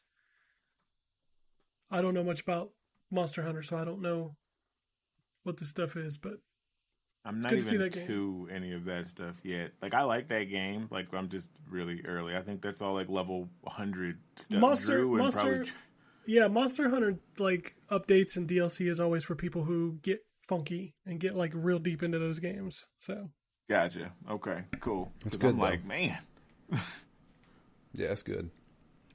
Exoprimal was showed off. I didn't watch this. Like, I continue to not have much interest in this game, and it's mostly because it's another one of those PvE, PvP Enough games. with the PvE shit. Right, Ken? Like, you're with me on this? Oh, 100%. Like, these are not my Thank jam. God. No, not at all. And it sucks because Exoprimal as a game, like, looks cool. Like, the premise is cool. Yeah, it's fighting dinosaurs. Fighting dinosaurs is always cool. But I don't want to do that. I'm not complaining about the... But I just... in this game, we're gonna drop. You're fighting one of the fucking monsters, and blah, blah, blah, blah. It's just, enough. I can't do it anymore. I can't be in a group of people shooting things, or running away from killers, or it's all the same game. We're just gonna 100 people drop into an island, and I can 100 dinosaurs parachute into something. Okay, well, I mean, when Oh, y'all get you might done have me shitting on that on one. this game, I actually thought it looked cool. Like, damn! I No, think it hold looks on, cool. hold on. I think Y'all it make- looks cool, and it's not even that it's this game. I think that's the point Ken and I are on, but not saying. It's not that it's this game. It's that it seems like it's almost every game has to be these trend chasing things. Like, why can't I just have a game where I shoot? Why can't this just be Did you Dino want Crisis, the farming but more game? of an action game? Did you want to farm dinosaurs? No. Because But that's the really same your thing. alternative, But sir. that's my thing. Why are we all just what's happening? What's happening to video games? Why is it just farming sims and like PvE titles? Does anybody remember the Aliens game that came out this year or last year? I don't even remember. I think it was Yes, last year. because I Fire reviewed Team. it. It was last year, and it was good. I liked it. It was good. Are you still playing it?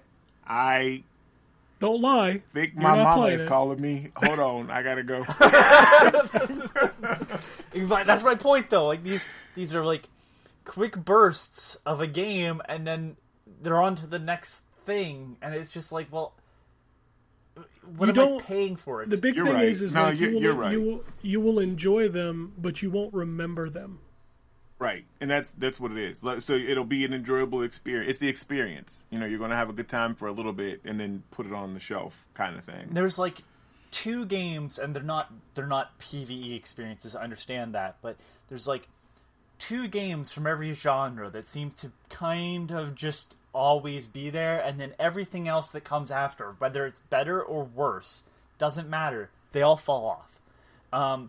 With your battle royales, you have PUBG, which is still going, And Fortnite. and Fortnite. In your horror run away from the killer thing, you still have Friday the 13th, No, you don't. which is crazy. Yeah, people still play it. Those people are crazy. Yeah, but not Well- like officially, because it's No, it's the only pretty game dead, that but you can think it's- about is Dead by Daylight. That game. By Daylight. yeah. And it's like, and they've tried with Evil Dead, and they tried with The Predator. They're trying with Texas And they- Chainsaw. That's coming out. And it's not that these ideas are bad, but it's always my point of stop doing the thing that's popular, because it's hard to get a player base of people that are already engaged in something else. I'm surprised we have we live in a world where Battlefield and Call of Duty sometimes duke it out, because they're very similar. And then there's I the know there's 50,000 bigger nuances. games that try to be them that just fall flat. Fucking, And then the yeah, ones that are who better gives a than shit? them that don't get recognition, like Titanfall 2. And you're correct, but it's just it's these. If Titanfall 2 wanted to be more of a single player experience, it could have been, and would have been probably more fondly remembered for trying to just not even trying with the multiplayer. Yeah, Like I love the Darkness. It's a first person shooter on the 360. it's awesome. Yeah. It decided it needed to have multiplayer. yeah. No, all the Gears of War clones, some of which are really good, but like, you know, who gives a shit. So it's like, you know, here's an announcement for another PvE game, and I go, oh, fuck. Whatever good this game has will be forgotten and just left to die, and you know, You know it'll what? probably stick around longer see- than Babylon's Fall, but It probably will. Wouldn't I see take what much. you're saying. I guess I feel like in my old age, I just am like, I don't necessarily need a long, epic, remembered, you know, tale. I'm just trying to have a good time. And I just realized that this actually is going to come out on my birthday, because my birthday is the 19th. But yeah, so like, if this game is enjoyable enough that, you know, it lasts 6 months, if that, then that's cool. Like, I just liked the combat and stuff looked fast and furious, which is what I've been missing with all these, you know, the Steel Rising and the Elden Ring kind of slow and more meticulous combat games. But yeah, I don't know. But my question for you is, would you have rather, the way this game is coming out, would you have rathered it be a single-player experience that doesn't rely on other people that will inevitably not be there? Because that's how I feel about all these. I'm like, I can see the player base die off and this game be forgotten. That's my first question 100% of the time when these games are announced. Like, can I play this by myself and have a good time? Right. I see what you're saying. Because initially, my thought process was, in looking at this, I was like, oh, shoot, my friend LB, I could play this with him. Like, this would be dope, a little co-op thing. Or even my wife, she gets down on some of that co-op PvP, PvE stuff. So, but you're right. In hindsight, because a lot of those games, like Friday the 13th, I mean, I kickstarted that game, and I can't play it anymore for real. I had a good time with it, but yeah, that's it will die off at some point, and I will be there by myself. And if it depends on other people, like a Babylon's Fall or something else, then yeah, you're just SOL. And it's for people like I may have no interest in the gameplay. That's a total subjective thing, but objectively, I want this game to exist for the people that will like it forever. Or, within... Like, I want people that want to go back to experience it to be able to do so. And I find, like, a lot of games nowadays, that is just not a thing. Like, as we go through, obviously I'm playing a game right now that's single player, but, like, it's just... I see all these really good ideas... And I'm like, and it's so reliant on others, whether it be, servers or actual other players. And it's like, well, that experience is going to die off. And if you love that experience, it's just gone, man. Yeah. You can't come back, and that's shitty. Especially when I know people put in hard work on this and it's just thrown away. That's so fucking miserable to think about. That's so Raven. And in a world where people like to scream about game preservation, this is the biggest issue with game preservation right now. It's not this. It's like all this reliance on servers and everything. I don't know how to save any of this, and I don't know how to save the multiplayer games without making them just open to the public to fuck around with. But yeah, people do get servers up for old stuff, so I don't know how, but they do it. So maybe that'll be the thing. It's disappointing because I see the planned obsolescence of it all. All right, let's move on. We still got a couple more of these to go through. The final thing they showed was Mega Man Battle Network Legacy Collection, which is still not coming to Xbox because fuck you, Capcom. Anyway, speaking of Xbox, let's move on to them. They had a TGS show. They actually opened TGS with Assassin's Creed Odyssey coming to Game Pass, Danganronpa V3 Killing Harmony today, Kiriko trailer for Overwatch 2, Ni no Kuni Wrath of the White Witch, and Ni no Kuni 2 both coming to Xbox Game Pass. Ni no Kuni is a launched day and date, and then Ni no Kuni 2 is next year. Brand new trailer for Persona 5 Royale. Guilty Gear and Blaze Blue are returning to Xbox with Guilty Gear Strive and Blaze Blue Cross Tag Battle, both coming to Game Pass.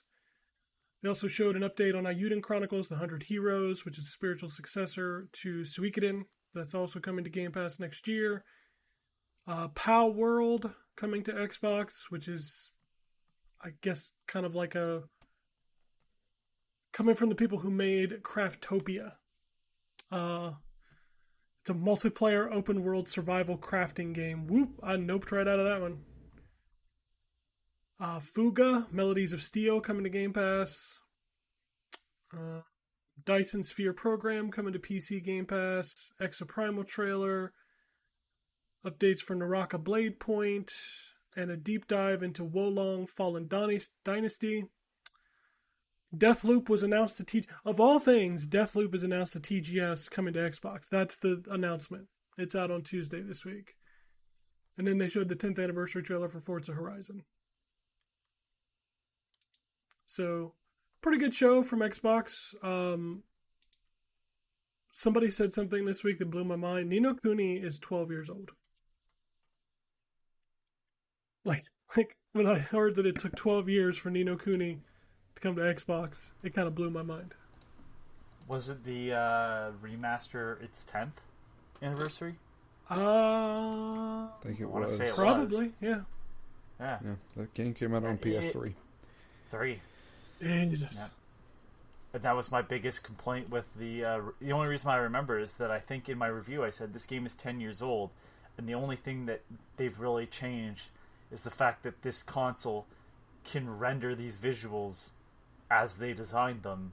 I said, because I'm pretty sure I pointed out, like, if you emulate a PS3, what you see without it being compressed is what you're getting with this remaster. I'm like, it's not really anything other than just like the console can now handle the game we made. Well, it's cool to see some of this stuff come back to Xbox, especially like Guilty Gear and Blaze Blue. Those haven't been on Xbox in a very long time. So, state of play this week, Tekken 8 was shown. That's coming to everything. Pumped for that.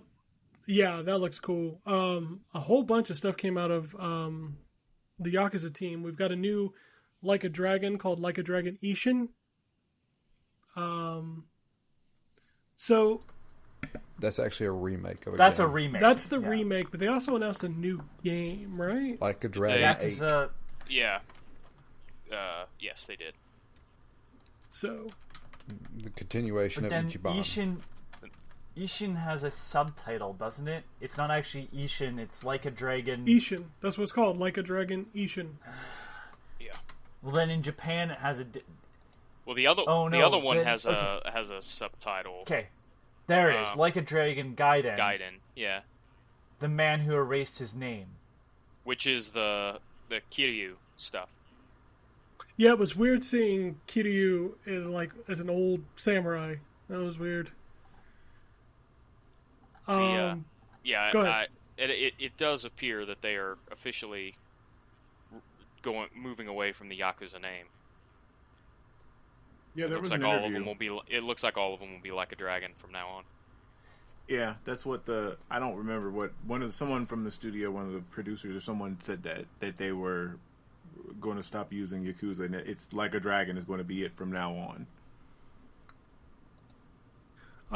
For the best. I'm pretty sure they had to negotiate with the Yakuza to actually use the name in the first place, if I recall correctly. Can't imagine that was a fun time. Yeah. Right? Some other hits from the State of Play: Star Wars Tales from the Galaxy's Edge Enhanced Edition for PlayStation VR 2. Demio coming to PlayStation VR 2. Not to keep beating a dead horse, but Hogwarts Legacy is getting a PlayStation exclusive quest, because of course it is. Pacific Drive, the debut game from Ironwood Studios, was shown. PlayStation Stars was broken down for earning digital goods by playing their games or something. I don't know. Yeah, Bandai... that whole thing was Okay, super weird. Yeah. Does that make sense to anybody? No, I here? don't. No. Okay. I thought I was dumb. I read their blog post in full, and I'm still like, I don't It was. I don't get And it. it's just like weird, like collectible things. I don't understand. But there's trophies. Like I don't like some of it seems like it's. I don't get it. I don't get it at all. Yeah, I don't. PlayStation Plus Extreme. That's all I can think of. It's like their naming conventions suck. My headphones, the headphones I use from Sony, they don't name them anything nice. The model number is. Give me a second here. It's on here. The WIC200s. I love them. But if I can recommend them to you, I have to take my headphones off if I have them on me and look at them to tell you the name, because their naming convention is shit. On every level. Minor complaint. Ugh. Bandai Namco announced a new mecha game called Sin Duality, which is coming to everything. Project Eve was shown again. It's now a PlayStation exclusive, published by PlayStation Studios, and it's called Stellar Blade. And it's This horny is the as one can that be. was announced. Yeah, it was. It is, Wasn't it it is. originally announced to everything? Yeah, it was originally coming to Xbox and PlayStation, and now it's published by PlayStation. So, Oh, okay, yeah. and Ryan's correct; it's very horny. Of course it is. And then we have the new Koei Tecmo Team Ninja game, PS5 exclusive, coming in 2024, called Rise of the Ronin. Which looks awesome. It Yeah. did, yeah.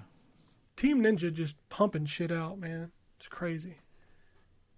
And then the God of War controller and the trailer, which, holy Yeah, shit. it looks so good. Oh, man. So good. Like, they waited so long to show that game properly, and as soon as they did, I was like, all right, I don't need to see anything else. Just I can't give me wait. that game. I have not spoiled myself on any of it. Oh, God. I'm just not watching. I need to finish the first game still, and I was like, you know what? I'm just not even going to look.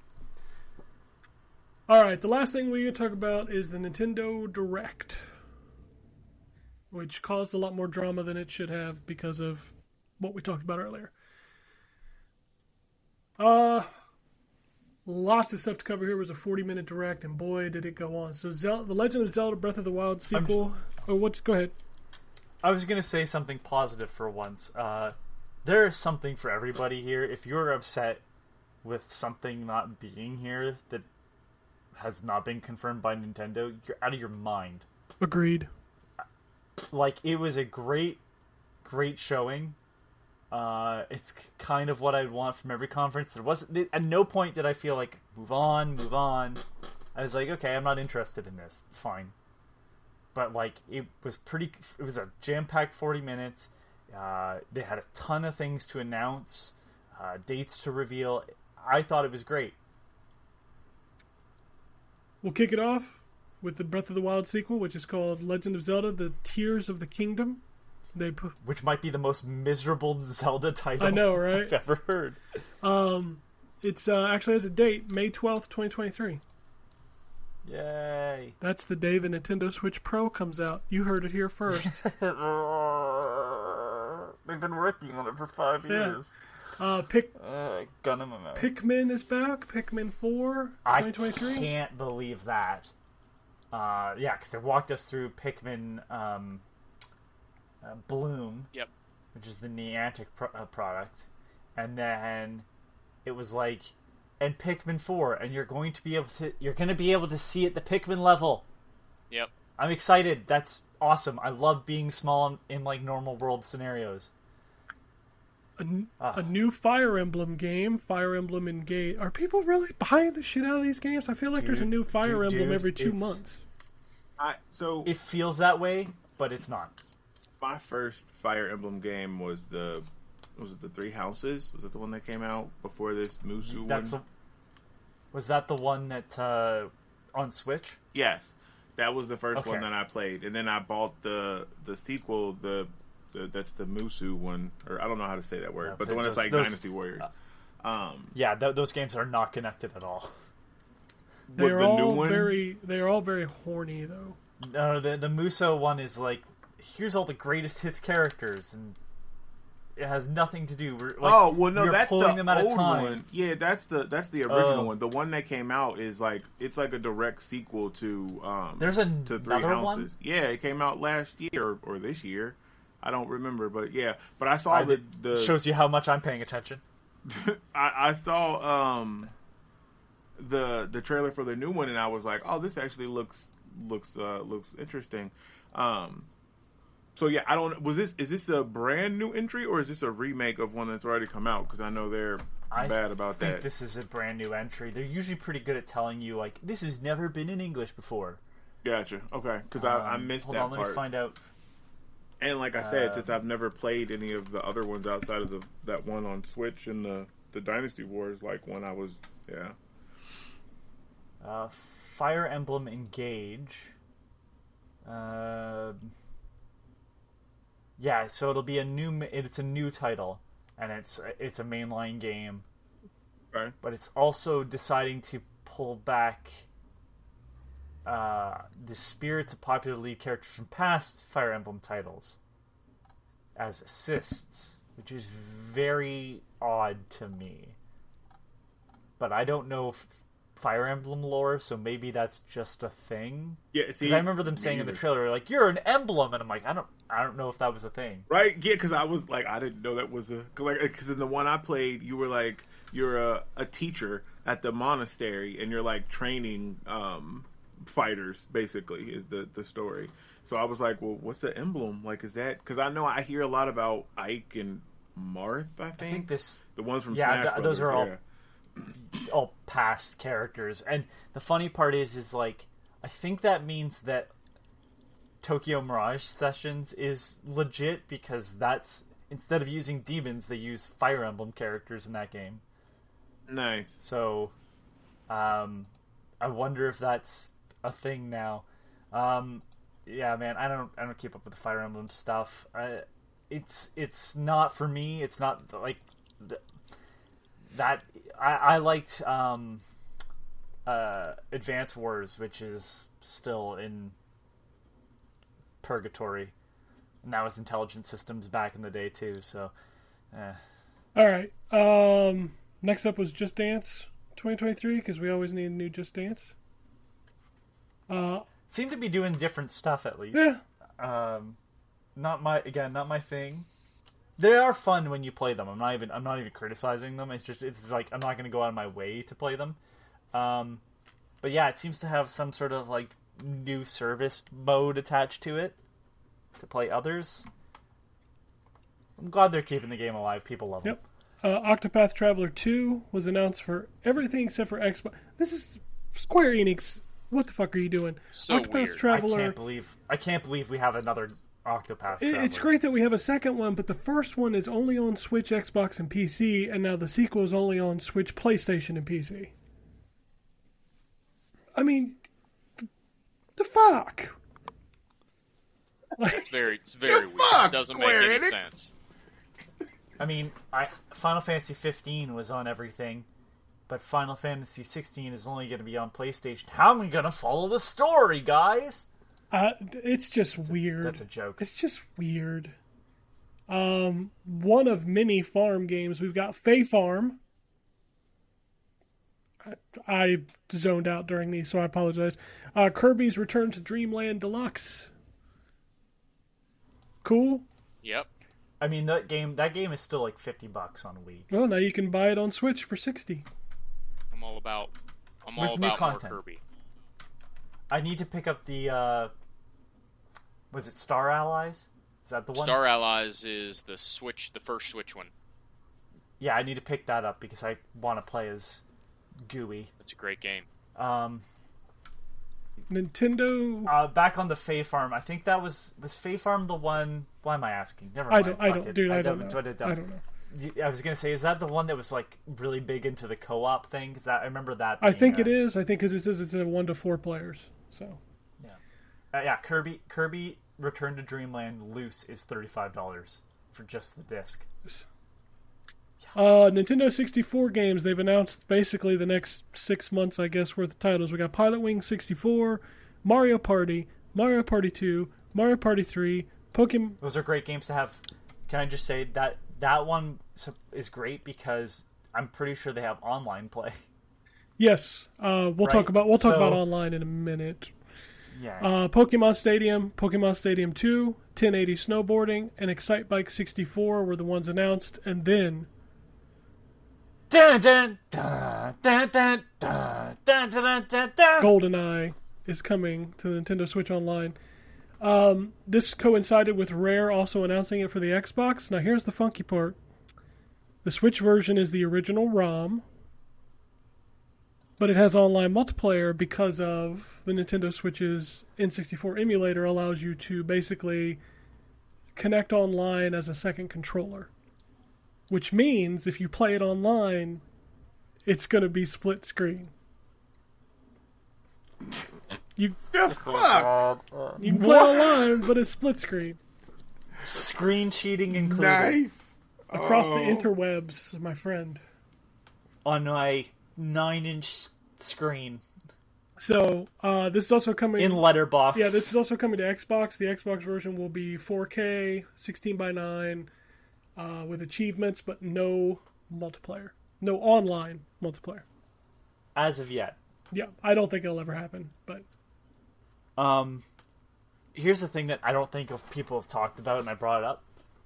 I don't think they have the rights to Pierce Brosnan's likeness or any of the other actors' likenesses. we'll find out. So I'm wondering if, like, my thing is, like, maybe I'm wrong, but, like, you usually have to pay. Like, that's the reason why when they redid GoldenEye, they changed all the faces. And I know that they changed some of the faces when they did the when 4J did the version that was supposed to be on Xbox 360 that leaked last year before, or whatever. But I don't know if Pierce Brosnan will be Bond, or if they'll just kind of make them generic. He'll be Dr. Fate. What about all the other? It's an interesting thing, because I don't think we've really had a game in this era where we started to see sort of celebrity likenesses return. Because, like, the only other thing I can think of off the top of my head is Jean Reno in Onimusha 3. And it's like, did that game never got reissued at all? No. I guess Gact is the other one from the Final Fantasy VII Crisis Core remake. Is it going to be Gact? Probably not. So it's always interesting to me to see what they do to make it so it's, we're not copyright infringement. So. All right. Continuing on, It Takes Two coming to the Switch. That game is fucking awesome. Family game. The family game. Family fun. Game about divorce. Rune Factory 3 is another pharma game. Splatoon Splatfest. Gear Grub or Fun is the first Splatfest. Some new tracks debuted for the Wave 3 of Mario Kart 8 Deluxe DLC. Ib. I don't remember Ib. I must have missed that. Tunic is coming to Nintendo Switch. Did you watch that trailer? That game is out in like a week and a half. That game looked like it was running like shit in that trailer. Yeah, I thought it was just my stream, but I was like, wait, is that already? Like, yeah, it looked rough. So, that's a great game, but wow, if the Switch can't handle that game, oof. Hey. Ib is I don't know if it's still running off, but it was an RPG Maker game. But it was like a puzzle game. It wasn't like battles and stuff. And it's got some pretty good horror elements, so I'm kind of surprised to see it come. I was excited. No one else gave a shit. I didn't know what it was, but that's cool. Crisis Core, Final Fantasy VII Reunion. Again, Square, what the fuck are you doing? This remake comes to everything, but not Final Fantasy VII Remake. Anyway, Radiant Silvergun got stealth dropped on the Nintendo Switch, which is cool, but if you owned it on 360, you can play it on your Series X. Of course, if you own a Saturn, you can play it there too, but don't nobody own a Saturn no more. Bayonetta 3, new trailer for that, release date October 28th. Xenoblade Chronicles 3 expansion, DLC Volume 2. Mario plus Rabbids Sparks of Hope, some new on that. Tales of Symphonia Remastered was announced. For some reason, only running at 30 frames a second. Whatever. Harvestella, another farm game. That's the one from Square Enix. Mario Strikers update. Pauline is joining, as well as Diddy Kong. Nintendo Switch Sports. Golf will be the next game. Theater Rhythm Final Bar Line was announced. Atelier, how do you say it? Atelier Ryza 3, Alchemist of the End and the Secret Key. Farm game number 4, Story of Seasons, A Wonderful Life. Showed off some more Resident Evil Village Cloud. Master Detective Archives Rain Code was announced for the Nintendo Switch from the makers of Danganronpa. Various Day Life. Sifu is coming to the Switch. Various Day Life, by the way, is the goofiest name. It is a very goofy game. It was a Apple Arcade exclusive title. It came out last year on Apple Arcade, so it's actually being ported to Switch, which is funny. I mean, what isn't being ported? I mean, Sifu's coming to the Switch. Yeah, which is crazy, and it's not coming to Xbox. But No. okay, It'll come to Xbox when Microsoft pays them with games. That's the thing Microsoft has put themselves in a corner in. People will port their games when Microsoft gives them that Game Pass money. So. oh yeah, that makes sense though. Fatal Frame: Mask of the Lunar Eclipse, which is a remake of the Wii game, coming next year for everything. Fitness Boxing: Fist of the North Star had to be one of the weirdest announcements. At first, I thought we were getting my favorite Yakuza game, Fist of the North Star: Lost Paradise, on Switch, and then I was very disappointed seconds later. Yeah, when they start showing the punching. SpongeBob SquarePants: The Cosmic Shake. Man, this was a big direct. Oddballers, which is a new... Man, Go ahead. that fucking SpongeBob game, I'm so excited for. Oddballers is a Ubisoft dodgeball online game, because that's going to land, I'm sure. And again, back to this Knockout conversation we City had dead earlier. or Knockout Kings? No, Knockout. The other dodgeball game, is that dead? Knockout City. No, they're still putting out seasons. So Knockout City, didn't they just have a update where you can play as a Teenage Mutant Ninja Turtle? yes. But let's be fair, the Ninja Turtles are kind of whores. They're in Brawlhalla too. Yes, I mean, but yeah, they're everywhere. it's the original design of the turtles, and that's kind of awesome.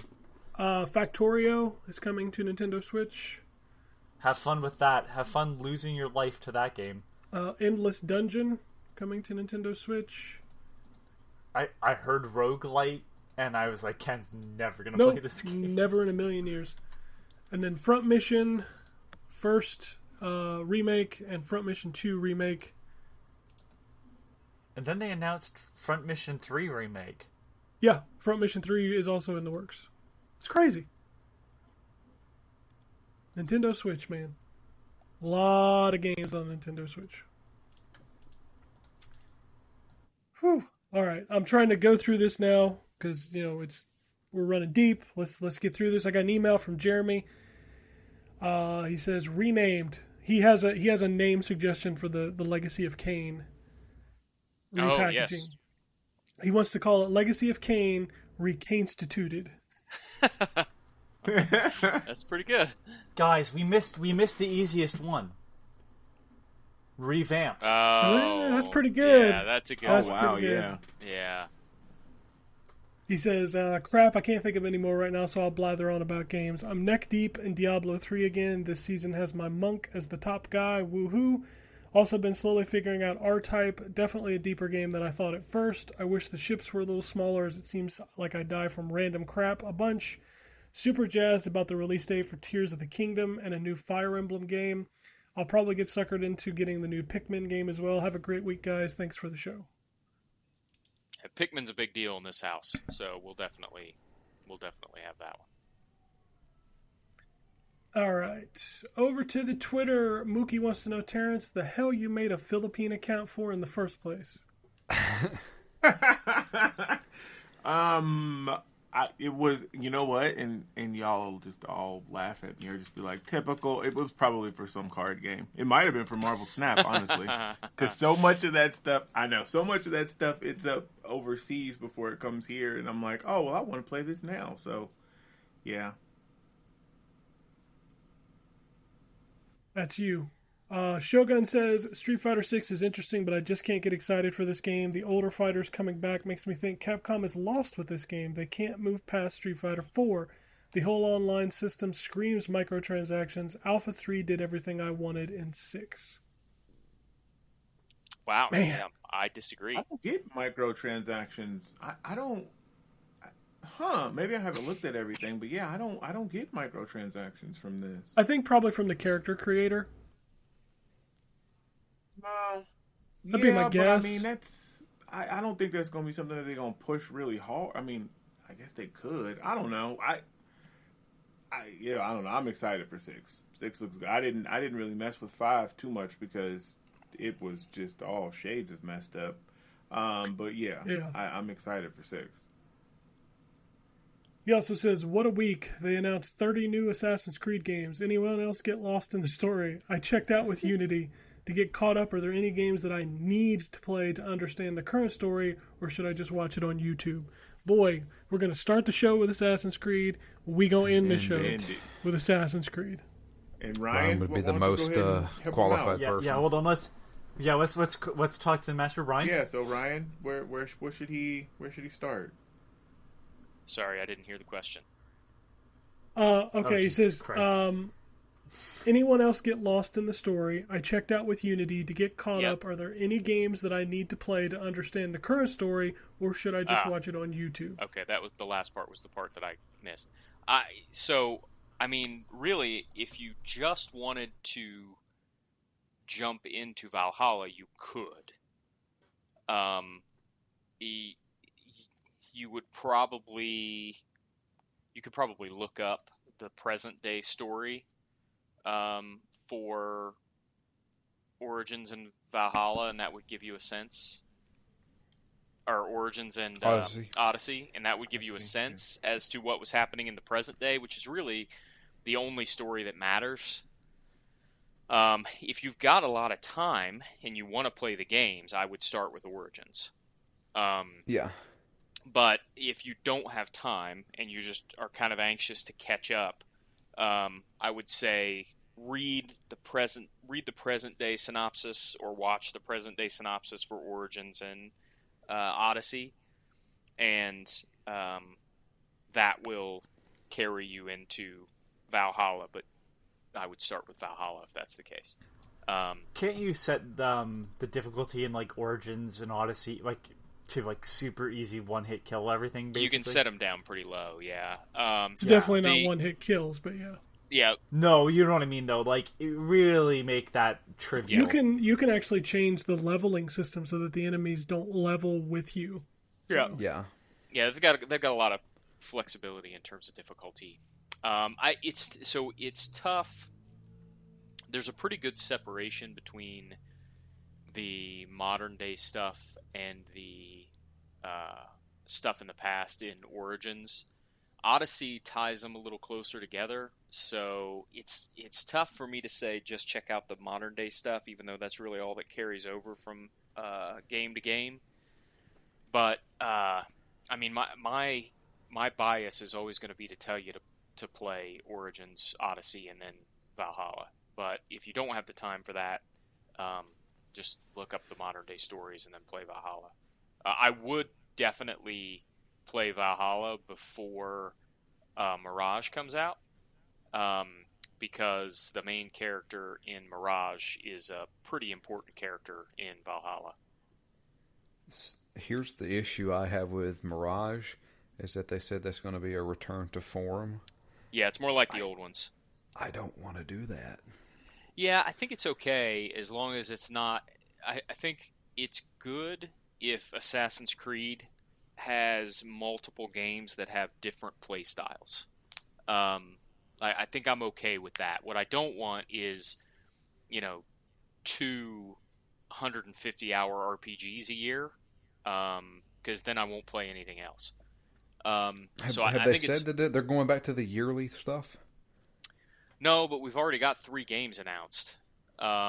So I got to imagine they're going to be coming in pretty hot, one right after another. Especially since Mirage doesn't seem like it's going to be supported in the way that Valhalla was, just by the nature of the game itself.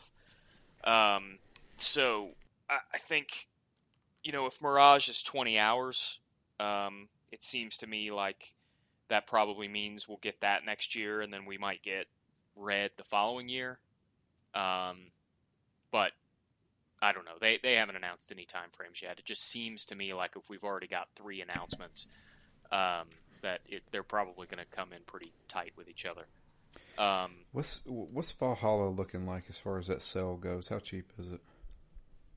I don't know. Yeah, I have no clue. I know Should I go ahead and get it? I bought the complete version for $60. Valhalla's a good game. I just didn't like it as much as Odyssey and Origins. And the reason why I bought the... Give me a second here. Valhalla. I know it comes up still. So I'll tell you the cost on of it. on Xbox right now if you just buy the game, but if you get like what he's talking about, the So Season I bought the Pass. complete version, which comes with the season pass, which is Wrath of the Druids and Siege of Paris expansion. The season. The Ultimate Pack features the Berserker bundle, whatever, who gives a shit, as well as the Dawn of Ragnarok expansion, which is separate from Season the Pass. Yeah, the And- season and pass. Yeah. Dawn of Ragnarok, I think by itself is like $20 or $15 on sale right now. So So I was like, I'm just gonna buy it because it was telling me that it's regular $178.99. Isn't Dawn of Canadian. Ragnarok a standalone too? Can't you play it? is. You can play Yeah. it even if you don't have Valhalla. That's what I Gotcha. thought. So let me just look at the U.S. price. it's $40. So the complete version, Oh, the it's complete. it's $48.99. Regular $139.99. Ooh. So I was like, That yeah, sale ends because today, Ubisoft too, stuff. Yeah, How I'm, long, I'm how bu- long is this? How long is this? Today. Today, It ends yeah. today. I'm I'm biased, gonna Drew, be but honest with you. I liked Valhalla a lot. I would buy the Valhalla with expansion, like without, like not the $50 one, because that expansion is going to be on sale. Like Ubisoft games go on sale constantly. Yeah. Yeah. And with Maybe I Black should- Friday coming up, all this stuff is going to be on sale, you know what I mean, in like a month or so. Also, And the when are you expansions going are to play it? large. The expansions gonna- are large. When are you going to play Valhalla, Drew? Probably a year from now. Don't buy it. It'll come to Game Pass. You're right.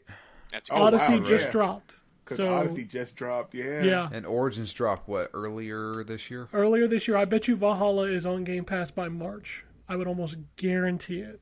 You're probably right, Yeah, Ken. you probably should wait. Yeah, just finish Odyssey, and just by the time you get done with Odyssey, you'll probably be Valhalla will drop on Game Pass. I'll be honest with you, with the amount of time I have and the progress that I'm making, I'll probably finish Odyssey December of this year. Yeah. So just wait. fair. You don't Yeah. need to Yeah. buy it right now. Yeah. Anyway, that is everything I have. That's all the emails. It's all the tweets. It's all the games. It's all the news. Unless anybody has anything else they want to chat about. Going once. Going twice. I've actually been having some dark thoughts, and I'm just kidding. No, we're good. I'm good. Go ahead. No, I'm fine. I'm fine. I'm good. Thank you. Anyway, if you want to follow us on Twitter, a lot of us. The show is at N4G Podcast. Terrence is at Lord Magnus. Drew is at DML Fury. Anthony's not on Twitter. Wombat is at Wombat RP. You can follow the site at ZTGD Content. You can follow me at ZTGD. Check out Phoenix Down, Sinking City. There's 2 episodes last week, but there's no more episodes for 2 more weeks. No, there's no episode next week, but we will be finishing the game the week after. Okay. So there you go with that. What's next? Yakuza 6. It's time for the baby. It's time for the baby simulator. Have fun with that. That baby crying. Yeah, if you want to send us emails, it's podcast@ztgd.com. And that's all I got. Unless anybody has anything else, we'll get out of here. Peace, bitches. Alrighty. And it goes something like this. Epic fail.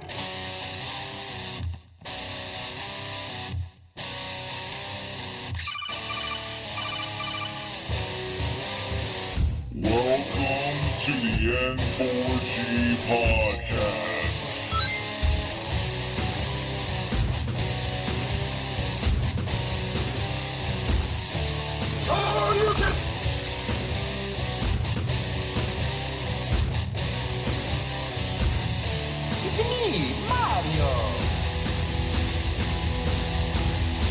Zero tolerance. This is going to be a very interesting episode.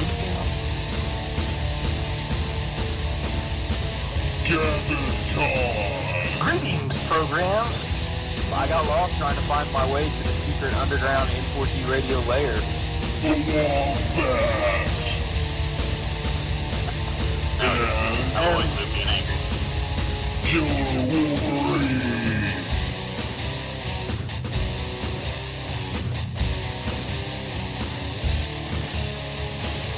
Play games, not consoles.